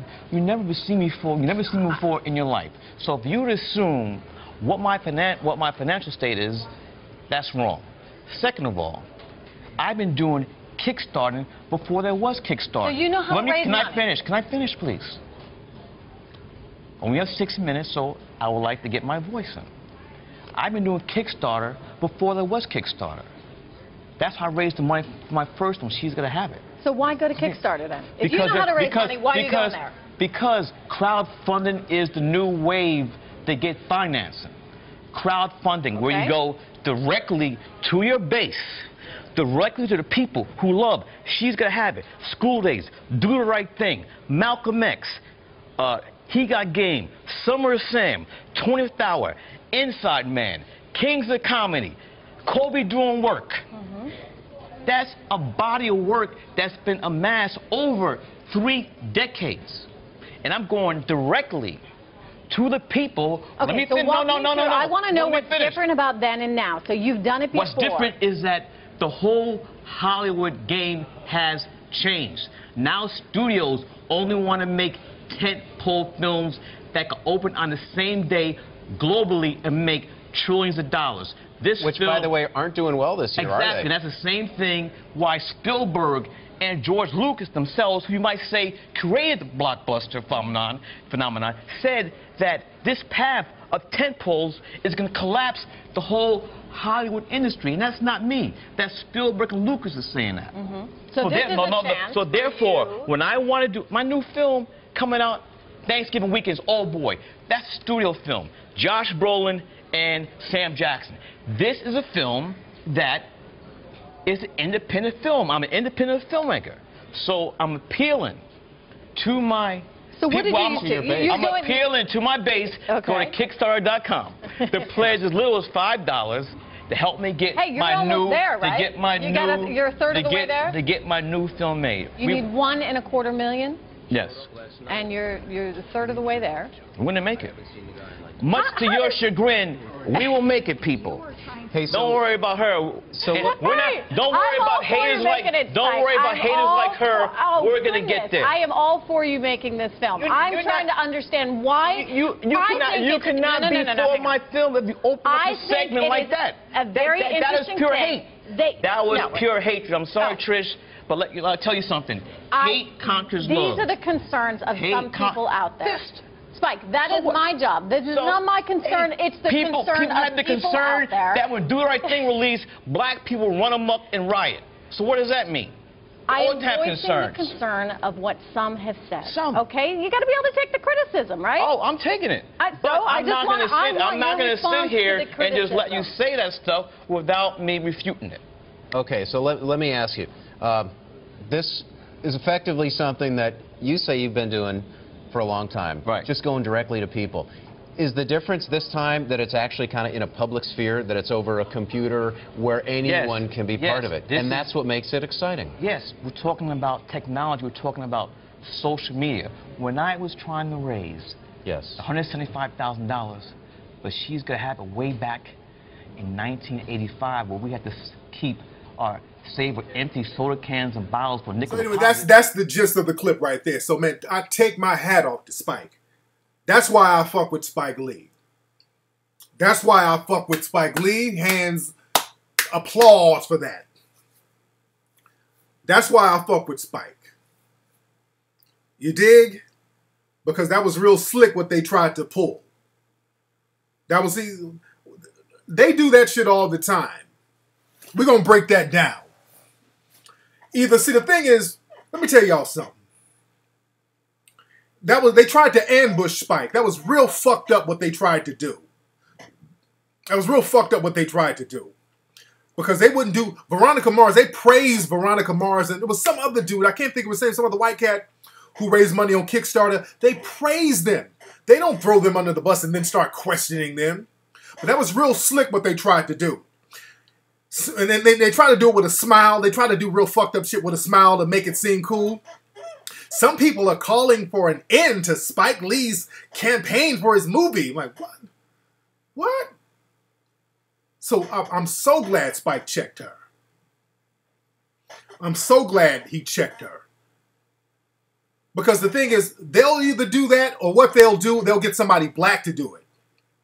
Usually, they'll get somebody black to throw the hate. That's the other con game. If there's a black person trying to do something progressive, they'll get another black person to throw shit on them. But she tried to do it herself and her ass got checked. I love it. Let me tell y'all something, people. If you want to be a rebel or want to be so-called revolutionary, what you should do, be a person who can be financially dependent on your own people. You understand what I'm saying? That's the most rebellious thing you can do. Let me tell you something. People in the dominant society do not like when we can do shit without their help. Let me say that again. People within the dominant society, they do not like when we can do shit on our own and make it pop off and be successful at it without their help. Let me say it one more time so y'all can get that. Zach Braff, that's what his name is. Now, when other people do shit like that, Zach Braff, they praised him. The Veronica Mars people, they praised them. But when we start doing shit independent of other people, we look to our own and we get it done, we get it popping. People look for ways to throw salt on it. And then the fucked up part, you get coon-ass niggas to regurgitate that bullshit so they can get a pat on the head from the dominant society. That's the shit that pisses me off. You have coon niggas that'll regurgitate that bullshit. I know she tried to be slick. Do the right thing. That's what people are saying that Spike should do. He should do the right thing and shut down his movie. Like, fuck you, lady. Like, fuck you. They're good at that ambush shit. They're real good at that ambush shit, dude. And you gotta, Spike knows the game. That's why I fuck with Spike. Dude, when I would do talk shows, they always try to do a little ambush shit with me. Even back in the day when I did Jenny Jones, they tried to pull some ambush shit on me. When I did the Jenny Jones show, y'all remember the Jenny Jones show years ago? They tried to pull an ambush move on me, and I was spitting so much hot fire, I had the audience eating out the palm of my fucking hand. I played past all that shit.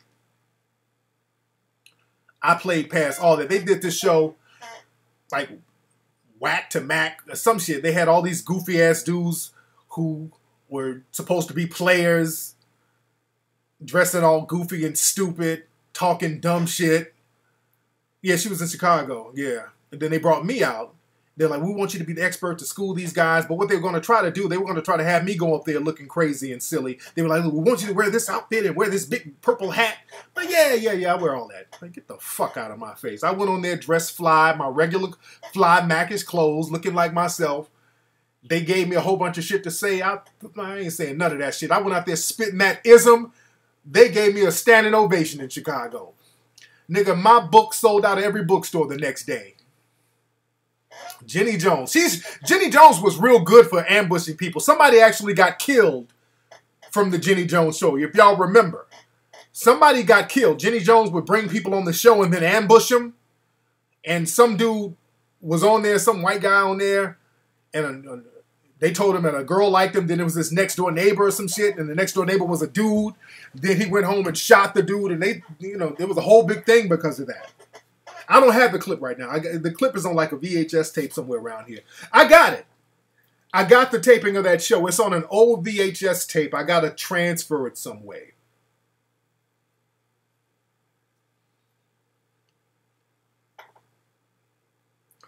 Oh, yeah, I flipped the script on their ass.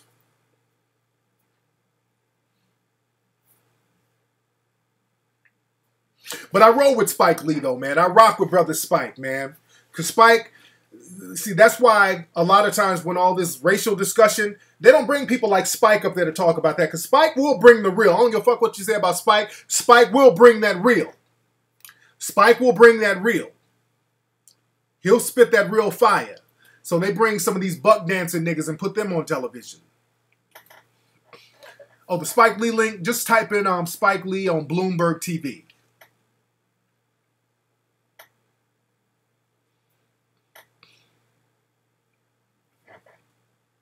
Oh, yeah, always. Yeah, Conan is cool. Conan was cool. Every time I go on Conan, you know, Conan was cool. You know, I play it real cool on Conan. I don't know what happened to the dude with the crackhead girlfriend. I would like to know what happened to him, though. Your Mac Daddy makeovers, yeah.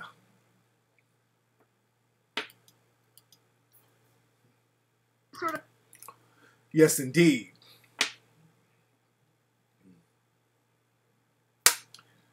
Yes, indeed.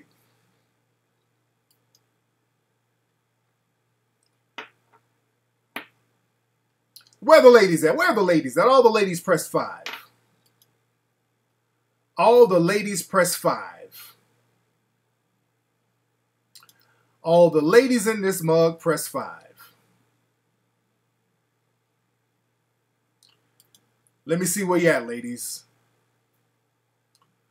All the sexy hot ladies press 5. Where you at?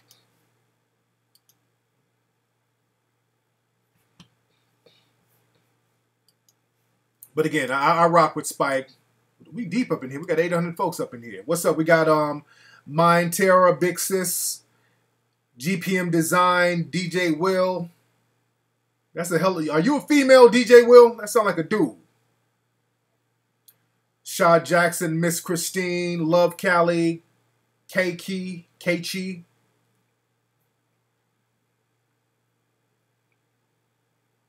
Do I think black media outlets will be more supportive of Hidden Colors 3?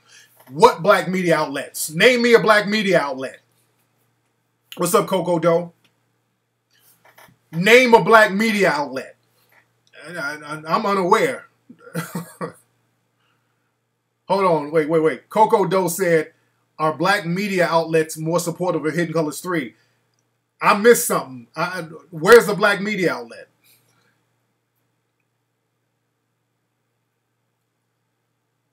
No, okay, you said BET, that's a joke.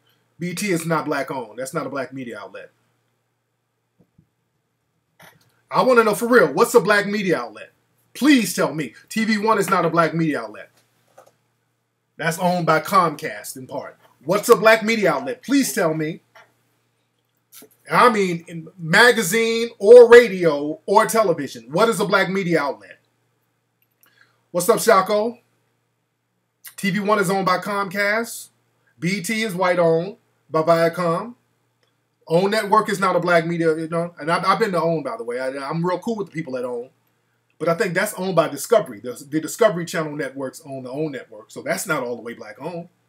Essence Magazine is white owned, brother. They even got a white editor. Again, talk to me about some of these black media outlets.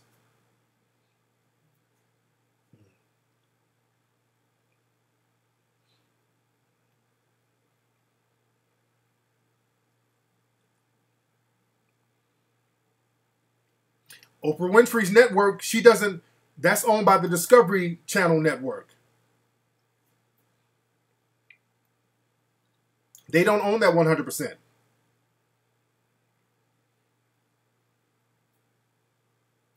Yeah, but as far as owned or operated, there are no owned or operated black media outlets. There's just none. Let's just be very clear. Aspire, they're relatively new, but I think that's the deal that Magic Johnson made with Comcast as well, just like with TV One. I think that's a deal that he made with Comcast. And again, it's relatively new. Don't nobody know what channel Aspire is on.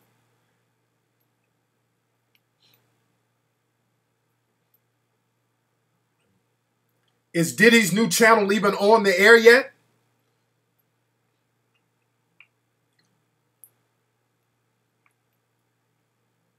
Yeah, Revolt is not black owned. So again, there are no black owned media outlets. That's the problem. But the thing is, where's Bounce? Yeah, I heard about Bounce TV, but I don't even think we get Bounce out here. Centric is owned by BET, brother. See, that's the thing, man. A lot of these organizations and a lot of these networks, people really think that they're black-owned, and they're really not. Mac Lessons Radio was black-owned. There are none, brother. And that's the thing. Y'all got to understand, none of these outlets are black-owned. That's why y'all wonder why y'all don't see Hidden Colors on a lot of these outlets. Understand that.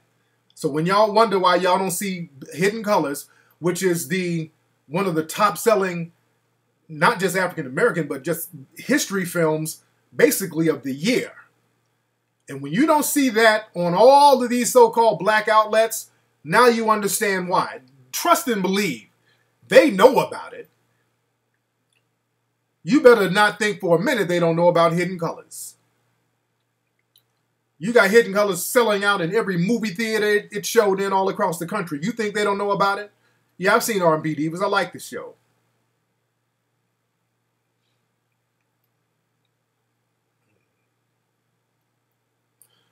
Exactly. Ludacris said it correctly. It's like a record label giving an imprint deal. It's like Disturbing the Peace Records. Disturbing the Peace Records, that's Ludacris's label, but it's not a real label. It's just an imprint that they put on the back of labels, the records from Def Jam. So they're not real networks. They're just divisions of white-owned networks. You understand? Even the magazines are divisions of white-owned networks. What First American? Okay, Conscious, you say, I know about it, brother. I think I know about that, brother. He's publicly asked me, well, Conscious, you know how many people publicly asked me to contact them, brother? So making it about this one guy, I get people every single day want me to contact them personally. Every day.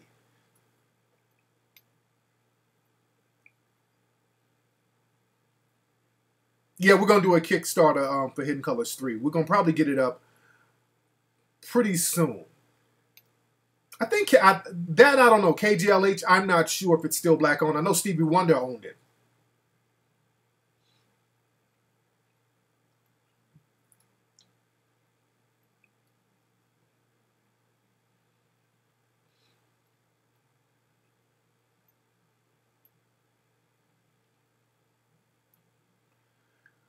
My question, do I feel that Tom Joyner's and the Kathy Hughes? And I like Kathy Hughes, by the way. Kathy Hughes, she spits some hot fire. I like Kathy Hughes. I like Kathy Hughes. Kathy, Radio 1, they brought me out to do a lecture in North Carolina years ago, so they've been real cool with me.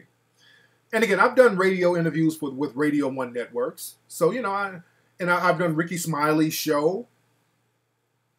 So, you know, I've done radio interviews, and I'm cool with a lot of radio interview people. But the thing is, man, if y'all want Hidden Colors on Netflix, man, more people got to hit them up because they got Hidden Colors in their database, but brothers got to hit them up and say, hey, we want to see it on Netflix.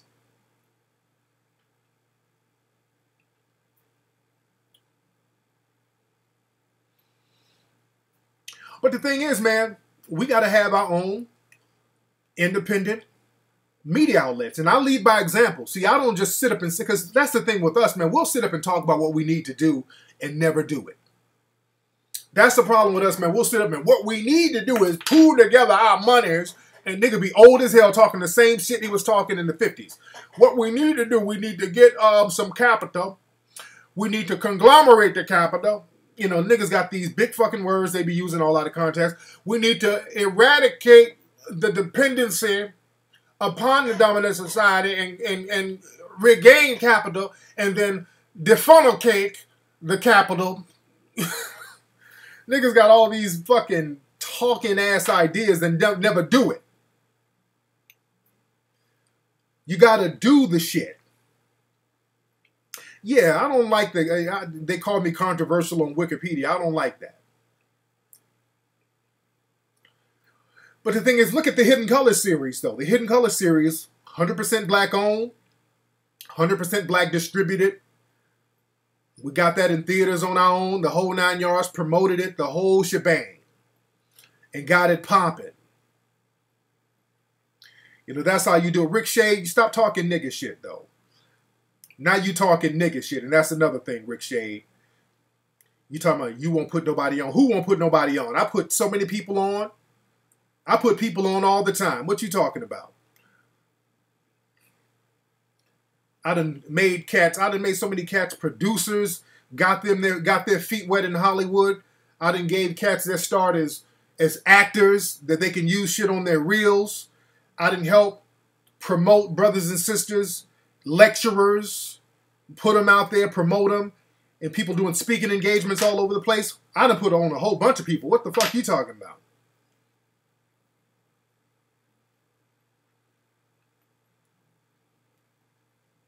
Nigga, don't say that shit. Nigga, you saying, I don't know your footage. Nigga, just because we didn't put you on, I don't know you. Nigga don't get on and then you try to say don't nobody put nobody on because you ain't in. Nigga, I don't know you. I don't give a fuck about people hating on me online. Nigga, it's the internet. Man, a lot of people hating on me online. And see, the thing is, RK from the Shy, you gotta be thorough enough to not give a fuck. RK, do you think I give a fuck about what some nigga, wherever on the internet? The internet has all types of douchebags. You got thorough people and you got bitch niggas on the internet. Do you think I really give a fuck about what some bitch nigga is typing about me that I don't know on the internet? You think I got better things to do? I don't even know who you talking about, who hating on me online. You dig? And that's why you got to be thorough enough to not give a fuck. I'm thorough enough to not give a fuck.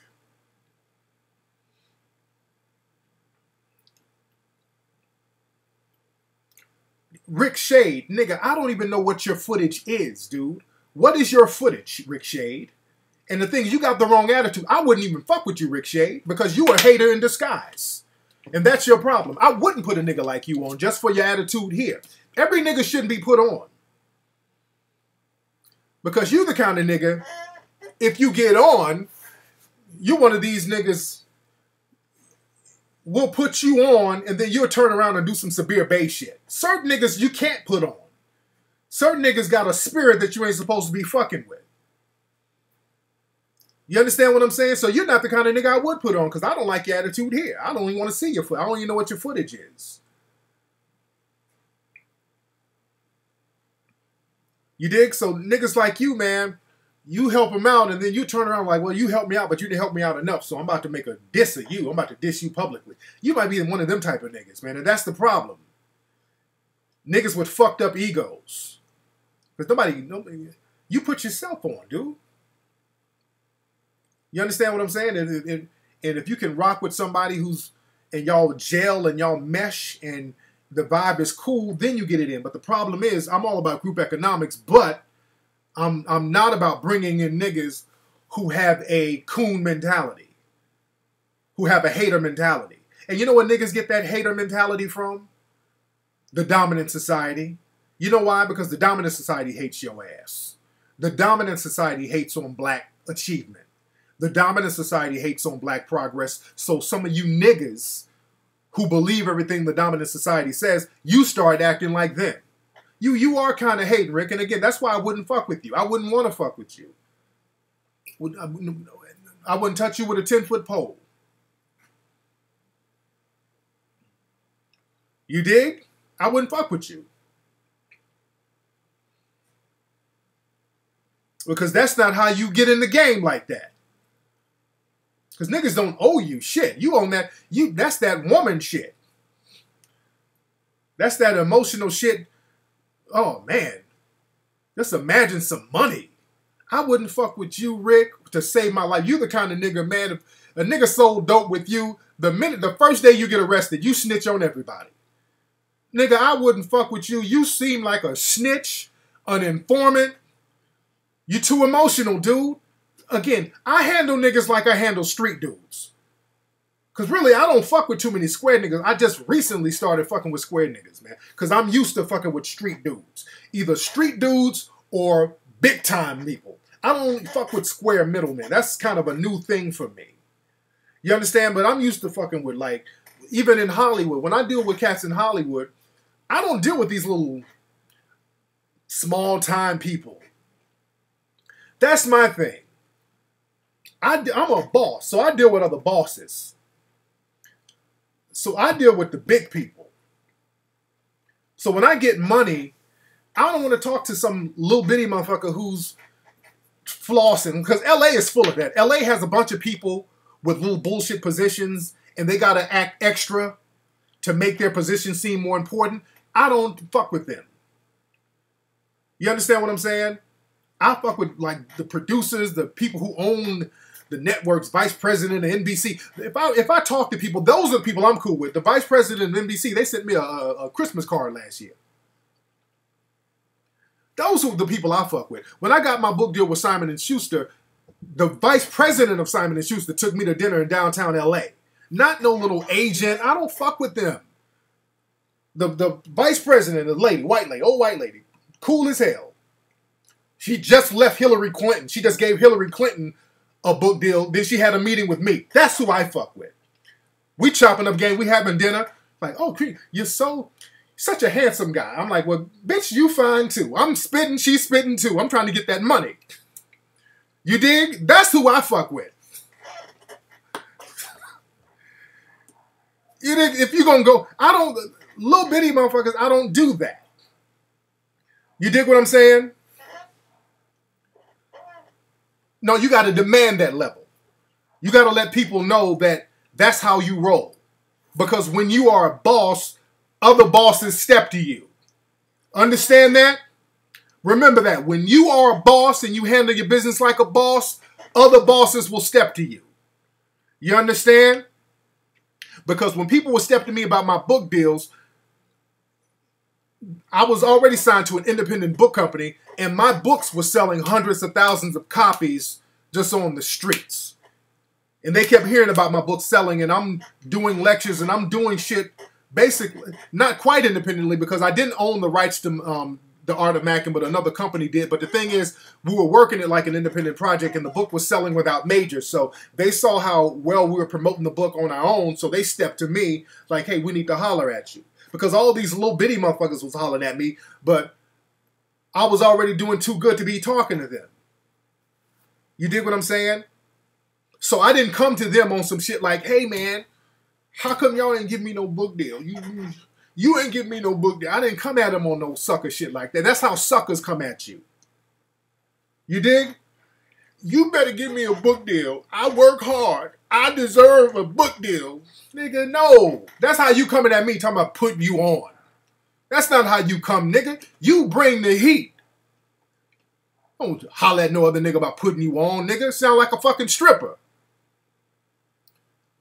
Now, Rick needs to hear this, man, because niggas with that bitch-ass mentality, they need to hear that. And you can't do business like that.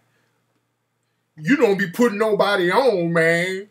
The fuck I'm gonna put you... Nigga, put yourself on. Show me that you worthy of being a person to be trusted. Then we could do business. Show me what you got popping. I don't even know what your footage looks like. You keep saying your footage, your footage. I don't know what you do. Niggas send me footage all the time. I don't know what your footage is. That false sense of entitlement. What's up, Ola? Shout out to Ola. It's that false sense of entitlement, nigga. No, Rick, don't apologize, nigga. Listen, because you're going to get this work. Listen, nigga, because you're going to get this work. You don't apologize. Listen, you need to listen, nigga. Because, again, first of all, nigga, I know you're kind. You couldn't survive on the streets with that mentality. So I know you ain't got no street shit in you at all. You can't survive in the business world with that mentality. So I know you ain't got shit popping. And you going about this shit the wrong way, Rick. This is why you getting this work right now. Because again, I can see you in the streets. Somebody need to front me some dope. I want some cocaine. How come nobody giving me no cocaine? I want to sell crack. You think niggas gonna front your ass some work? Really? Ain't nobody gonna front you nothing, nigga. You look like a snitch. That's how a snitch sounds. Because the minute shit go wrong, your emotional ass is gonna be up in that interrogation room putting on a wire. Now when y'all, they gonna be strapping the wire on, all right? Now, when I give y'all the signal, y'all gonna come get him, right? All right, what's the signal again? Sweet potato pie? Okay. All right, now y'all sure y'all gonna make sure, because these niggas are killers now. I don't want to go in here, y'all ain't got my back. And the minute you go around some niggas, you start yelling the code word. Hey man, anybody got any cocaine? Sweet potato pie! This whole ass nigga starts snitching. Nigga, everything about you, yeah, he be having obvious ass code words. Hey man, I'm looking for some ecstasy pills. I'm looking for ecstasy and some heroin. Abracadabra. Yeah, I'm looking for the prostitutes and the illegal guns. Hocus pocus. Your code words ain't even unique, nigga. This nigga. This nigga Rick is designed to be a damn snitch.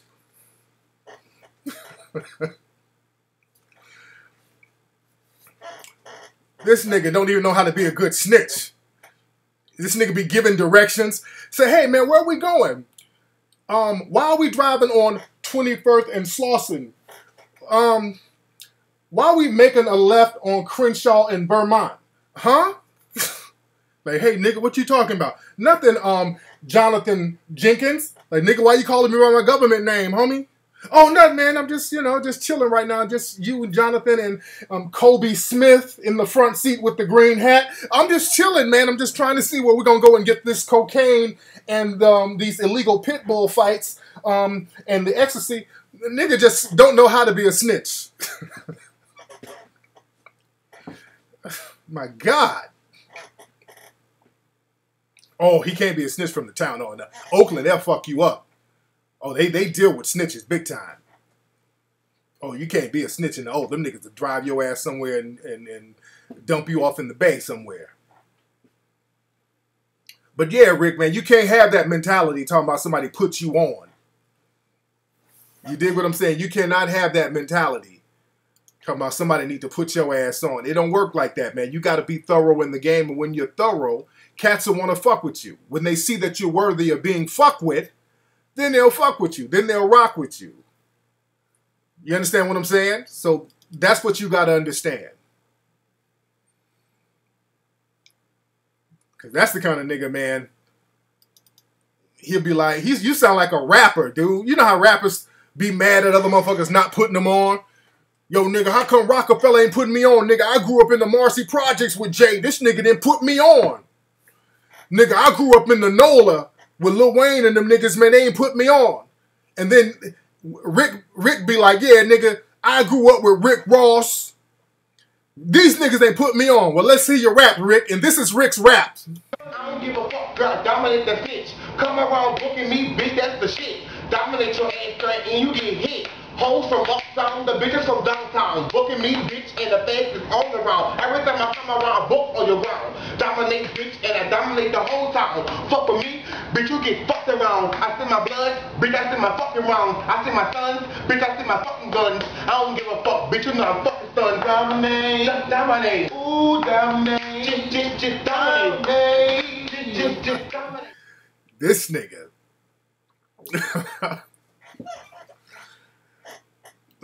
This nigga right here, Rick, man. So Rick up in the bay, you better get it together, Rick. No, Massive, I gotta give him that work, man.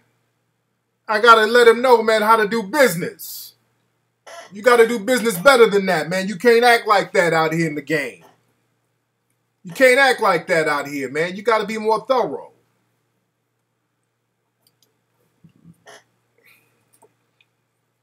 What's up, Infamous? God damn. What's up with all you ladies in here? What's up, ladies? Let me talk to my sweet ladies. Let's talk to the sweet, sweet ladies. But yeah, don't say I don't put nobody on. Dude, I done hired, man, I done dealt with so many brothers who are graphic artists and broke bread with them. Brothers who are artists and editors for Hidden Colors 1 and 2. I done put cats in the game. I've given cats professional credits. Man, dude, I done put so many people on, dude. So just because we haven't chopped up game and broke bread with you, we don't owe you, nigga. So again, don't have that kind of mentality. Don't have that kind of mentality, dude. Because again, with that mentality, niggas ain't fucking with you. Let's see who this is. What's up? Who's calling? Yeah, Tariq. This is Manny from Fremont, from the Bay Area. What's up, Pimpin'? How you doing, man?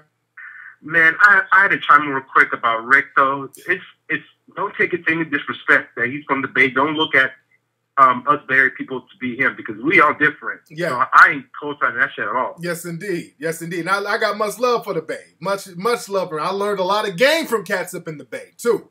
Cats in the Bay are on about their business. They're about getting it. They're about hustling. So I'm surprised that Rick is from the Bay. Because the Bay Area cats get out there grinding for theirs. You dig? Exactly. And I mean, exactly. Nowadays, it's like I got to hustle for myself. I'm even trying to find little people behind me. So all now I do nowadays is fuck with myself. I work, I get my own money. And it's hard nowadays trying to come around the right type of people. So yes, indeed. Yes, indeed. Much respect. Thank you for the call, man. But yeah, that's the thing, Rick. The thing is, I don't even, Rick, speaking of Rick, what do you want? What did you want me to do for you, Rick? I don't even know what but Rick, what did you want me to do for you exactly? I don't even know what you wanted me to do for you. And that's the thing, Rick. You gotta be more defined about what the fuck you want. Just put you on how? You say you didn't do anything wrong, but no, you tried to kind of get at me about not putting you on, but put you on how? You understand what I'm saying? Put you on how?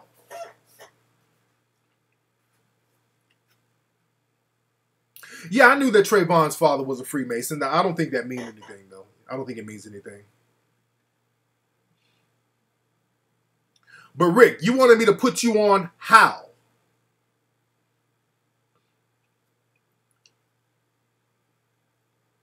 He said, lick his ball. But no, Rick, I want you to answer that, though. Yeah, Rick, call up. Let me have Rick call up. Rick, call up, because you've been getting this work. Let me have Rick call up. I don't know what this nigga want. Watch footage of the Black Panthers. Okay. Put the link up again. Put the link. Okay, you want me to watch footage of the Black Panthers and do what with it? Watch Kathleen Cleaver. Okay, put the footage up again. Give me the footage. Let's see this. Put the footage up. Let's see the footage. Put the link up again. Let me see what you're trying to show me. Now we about to look at your shit.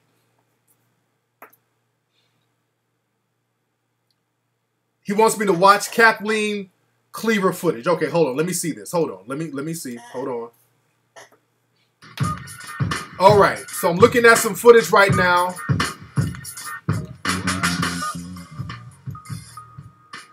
Okay, there's some slow motion footage of.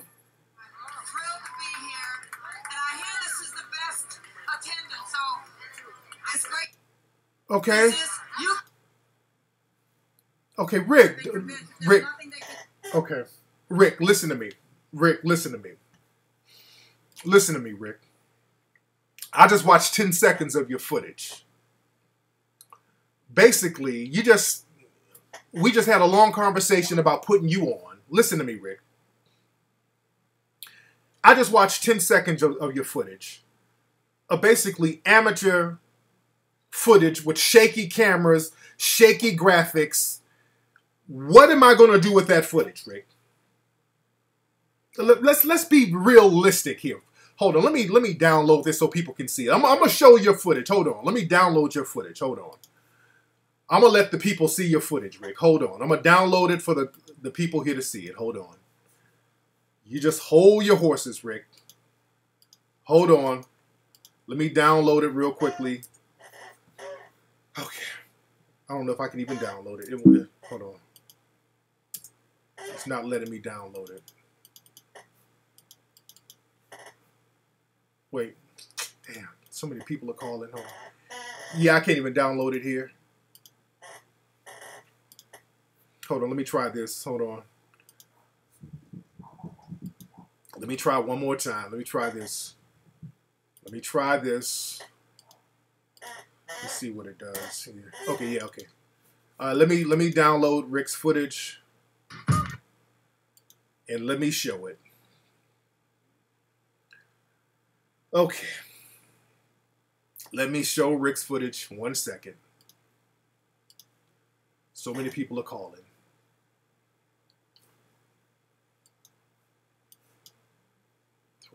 Okay. All right. Let me see if I can play Rick's footage. Where is it? Where is it? Where is it? Bay Area. Let me see if it'll play on here. Hold on 1 second. Let me show Rick's footage. Because Rick was dying for me to put him on. Flex put me on. Put me on. Flex put me on. And let me show Rick's footage. And let's see what's going on. Let's see if y'all can see this.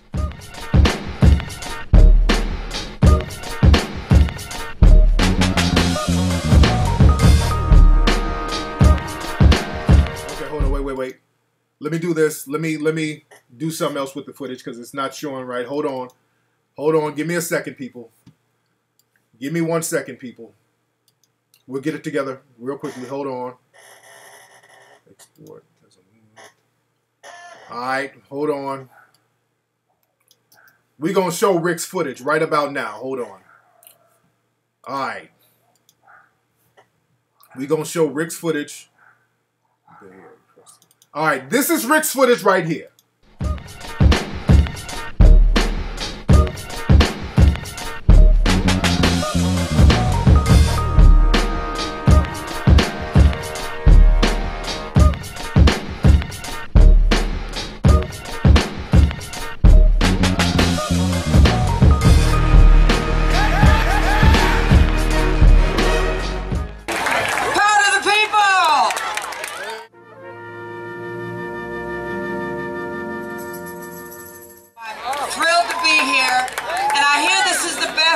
Attendance, so it's great to see you all here. It's great to be here.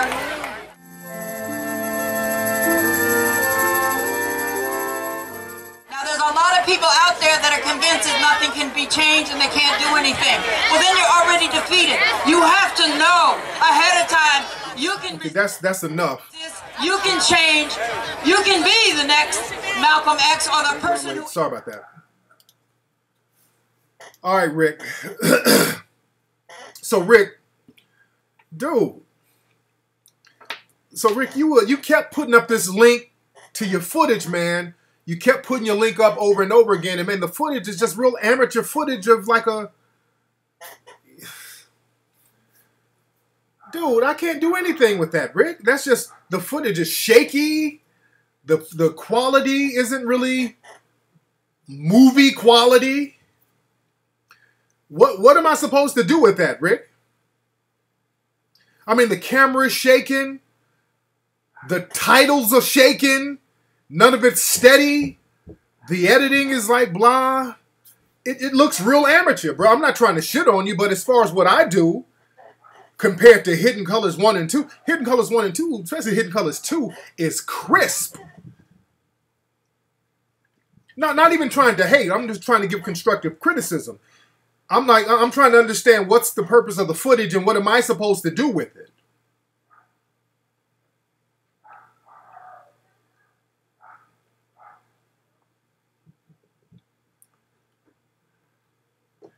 Yeah, man, like that's almost like some iPhone quality. The quality ain't even banging. And I'm not trying to shit on your footage, but I can't do anything with that.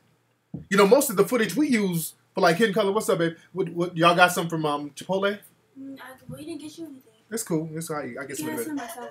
Okay, that's cool. All right. Yeah, constructive criticism, and again, I talked to a lot of brothers about this, man. If you're gonna do some shit, man, do it. That's just something you threw together, man. Y'all got to stop lowering the bar for yourself, man, and get this shit popping. I know you don't want that, and you think I'm gonna put that in Hidden Colors 3.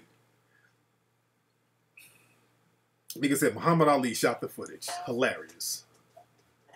But yeah, you know, I can't use that in Hidden Colors 3, man. The cameras we use are like top of the line. We use the same shit that they film regular movies with. That's why it costs so much to do Hidden Colors 1 and 2 and 3. It costs, you know, we go in. What kind of camera did you use, brother? You wanted something? You didn't say yeah, I'm cool. We're gonna make peach cobbler. Tonight? Mm-hmm. I can't eat that tonight, man. I can't eat that shit. I got filming and stuff to do. So I can eat a little taste, but I can't eat a whole bunch of it.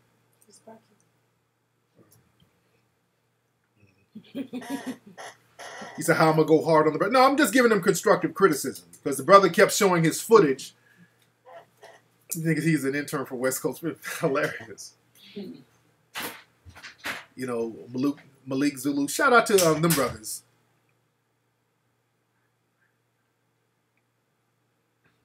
Yeah, Rick, what kind of camera did you use, bruh?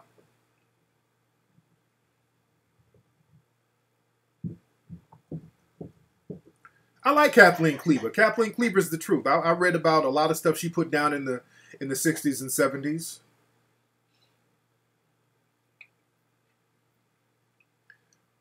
But again, Rick, where you at, man? Come on, dude. What's up, Afro-American?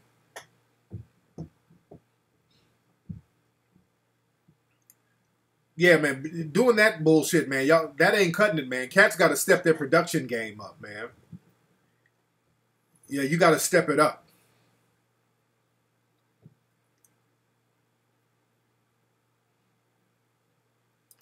But no, but Rick came in here. We're going in on him because you need a camera. Sony, you had a Sony Handycam. Okay. You said, was it a Sony Handicap? Not a Handicap. You had a Sony Handicap because your footage looked like it was handicapped cerebral palsy footage. Nigga said a Fiji film Disney camera.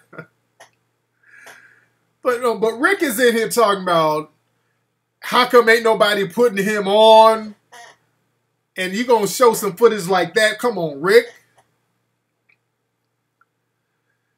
Hot Double Diva. Try to find Joy DeGrew. That's another person I want for Hidden Colors 3. A sister named Joy DeGrew. Thorough sister. Let's reach out to her. But my man Rick, the Sony Handycam, bruh, the footage is shaky. I can't do nothing with that, brother. Can't nobody really do anything with that, brother. You got to step it up, man. That's good for practice, but as far as like trying to get it in, nah, bro. That's a good practice cam. I would say do some practicing and just try to make your shit look as tight and as crisp as possible, man.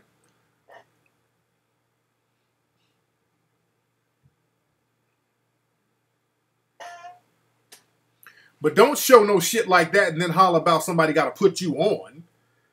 Come on, dude. I haven't been to Long Island. When I've been to New York, I haven't been to Long Island. Yeah, the Canon T3i, or the Canon, they got a couple of Canons.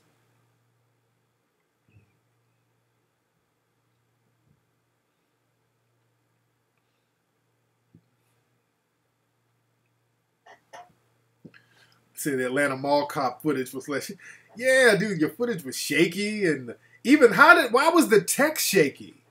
Even the text of it was shaky.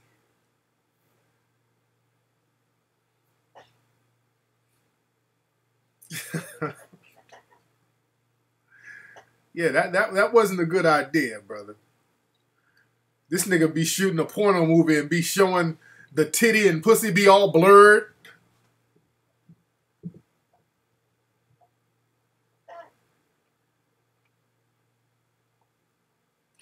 What's up, Solo Sound? I do want to come to the UK. I've been waiting on my brothers out there to get that paper up and bring me on out. What's up? Who's calling? Hello? Hey, what's up? Who's this? Hey, Tariq, this Ricochet, bro. Is this Rick with the footage? Yeah, that was my footage from Laney College, bro. I did that, and it was at first it wasn't even gonna be used, but the guy I was working with broke our hard drive, and we had to use that, and we did that in like 2 days. It took like maybe 2 days to do it for our final project for Laney College, and I got an A on it. I just wanted to show you. So and damn, you just went in on a nigga, you know what I'm saying? Dude, I'm a professional movie I'm maker. just trying to, you know what I'm saying? I didn't even mean to come at you like that. I was just like, you know what I'm saying? You put people. So, dude, that's a student film. So, basically, it's a student film that you use for class, right? I used it for class. So, dude, don't holler, dude. It's a student film, so you know the quality ain't really up to par. But because you got an A, that got you poking your chest out, and now you feeling yourself, and you're like, wait a minute. I got an A. How come motherfuckers ain't putting me on? How come Tyler Perry ain't returning my fucking calls? How come Tariq Nasheed ain't hit me back up? Wait, hold on. Hold on. No, nigga, no. No, Rick, no. You got an A, and now you feeling yourself, and you're like, wait a minute, hold on. Is this George Lucas? Hold on, is this George Lucas? I'll hold, goddammit. George Lucas is supposed to call me back. Is this George Lucas' secretary? Is this Steven Spielberg? Steven, stop working on Simmons. I'm just saying, man, you got the feeling yourself over this. I love Hidden Colors, though, Tariq. I love Hidden Colors 1 and 2, and I just wanted to get on. That's it. You know what I'm saying? You do good work. I'm trying to get in the door with my stuff. You know what I'm saying? But you can't use that, though. You can't use that, dude, because that won't work for Hidden Colors because it just won't mesh. I understand. You feel me? All right. You feel me? I feel it. But let's get your weight up, though. But get your weight up, though, bro. Get your weight up, Rick. I'm going to get it up. That was my first time using it. Actually, that footage was for practice, but shit, we had to make it do what it do, and it turned out an A anyway, so heck, what can I say, you know what I'm saying? But right now, you got an A in class, and now you feeling yourself, Rick, so we got to humble it a little bit. Because our project was broke, bro. I understand. We had a whole month to do it. Our project got broke last minute. We had 2 days to do it. And for 2 days, hey, that ain't bad. Let me know somebody who can get an A in 2 days, and you let me know. And that's good. But you still remember, it's still a student film, and you still got to get your weight up. But the fact that you got an A... It was free. It was free to shoot it. It was free to do everything. It looked like it. God damn it, it looked like it. I can tell. It was free to shoot. But you got to feeling yourself. Now you're like, hold on. Is this Denzel Washington? Nigga, this is Rick. I need you to be in my new film. You know what I'm saying? You have to get on the brother so hard, though, goddammit. You got on me last week with, only dude rubbing his chest and stuff. You know I'm not trying to fuck up your dreams.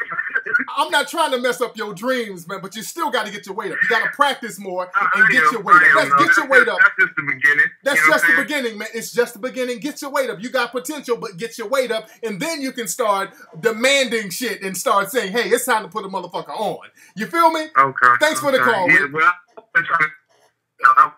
You say what, Rick? I was asked now, Rick, you're using the same. Rick, you're using the same phone that you used to film the thing with, and that shit is fucking up too. Your phone is fucking up. The camera's fucking up. The editing is fucking up. Get out of here, you damn nigga! Get out of here, Rick. I gotta get you off the phone, Rick. But the thing, that's what Rick says. Shout out to Rick. Rick was a good sport about it, but Rick got an A in class for doing that footage.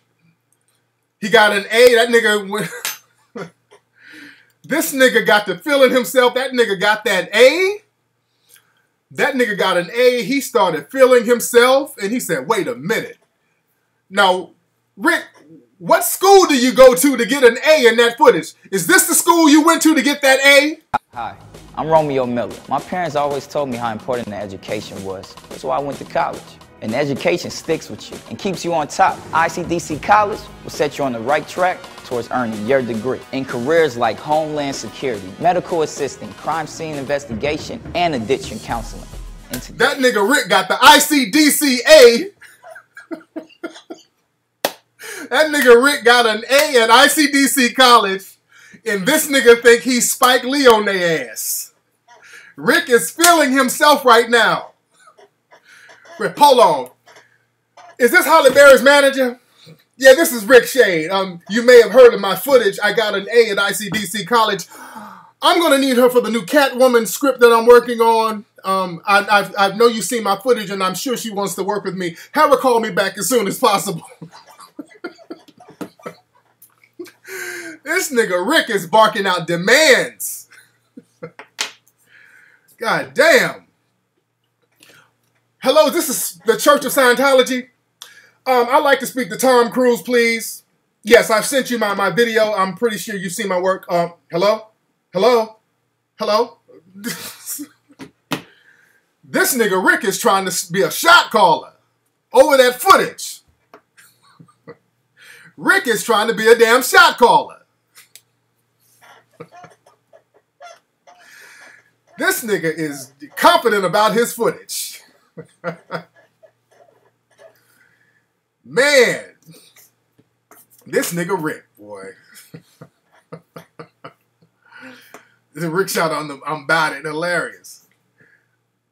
But Rick is just feeling himself, and I feel the confidence. But let's bring it down a taste, bro. Let's just bring it down just a little taste. Just a little taste, Rick. Let's bring it down. You dig? Man. What my dogs up there barking about? Let me go check on my folks upstairs, ladies and gentlemen. But again, get this shirt, man. I know a lot of people are feeling this shirt. Get this shirt at TariqElite.com. Shit, I'm burping. Get this shirt at TariqElite.com, ladies and gentlemen. Get it at TariqElite.com. And remember, we're gonna start the Kickstarter campaign for Hidden Colors 3. Hopefully we'll do it in about a week. We're getting everything together. I got so many projects I'm working on.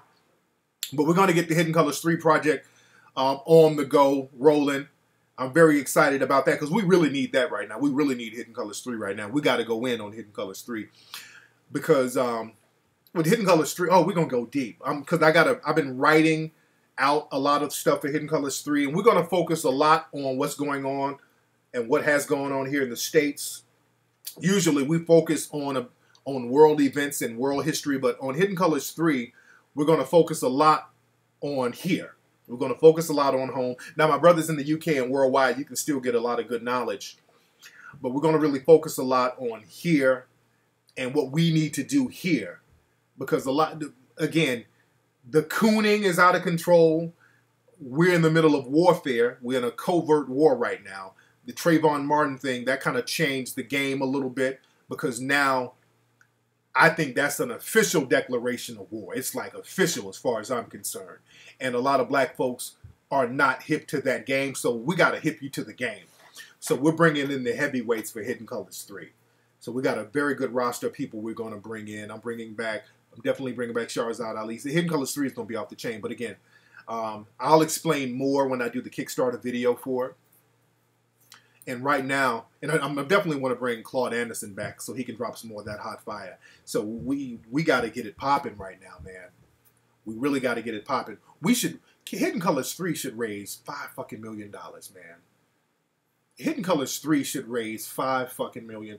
No other film in the last, I would say, 20 years, maybe longer, has been more important than the Hidden Colors series. I can say that. The Malcolm X movie was a very good movie. That's why I say 20 years. I give props to that. And that was a very good movie, very important movie. But the Hidden Colors movies are hands down, as far as I'm concerned, and many other people, the most important film series that we've had. And it's reached so many people worldwide. And, they teach it in school right now. And, all around the world they teach. I would love to get Dick Gregory. I would love to get Dick Gregory for Hidden Colors 3. But yeah, we going in on this one.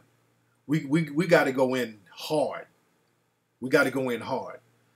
Oh yeah, I'm bringing back Shahrazad Ali. She's gonna spit some of that hot fire. Sister Ali is gonna spit some of that hot fire. Also, we're gonna be up in Vegas in a couple of weeks. Me, Olashawn, the crew, at the Magic Trade Show. They got the clothing show where all the clothing designers are up in Vegas. When is that? August 19th to August 21st. We're gonna be up there. We got a booth for the Tariq Elite clothing line. So I want to see y'all up there. Y'all come up there, chop up game with me. We're going to be up there making it do what it do, family. Up in Vegas, we're going to be kicking it, hitting up the clubs, all that good stuff. And y'all stay tuned tonight. We're going to have Tariq Elite Radio popping tonight and all that good stuff. Y'all stay tuned tonight. Y'all still chop up game among yourselves tonight. And follow me on Twitter at Tariq Nasheed. Follow me on Instagram at Tariq Elite. Follow me on Facebook at Tariq Nasheed and my Facebook fan page, the Tariq Elite Facebook fan page, family. We still in here deep, so look, we're going to have Tariq Elite Radio playing. Y'all stay tuned, listen to the music all night. Holla at me, family. Everything that we want to. Meanwhile, I will lose them.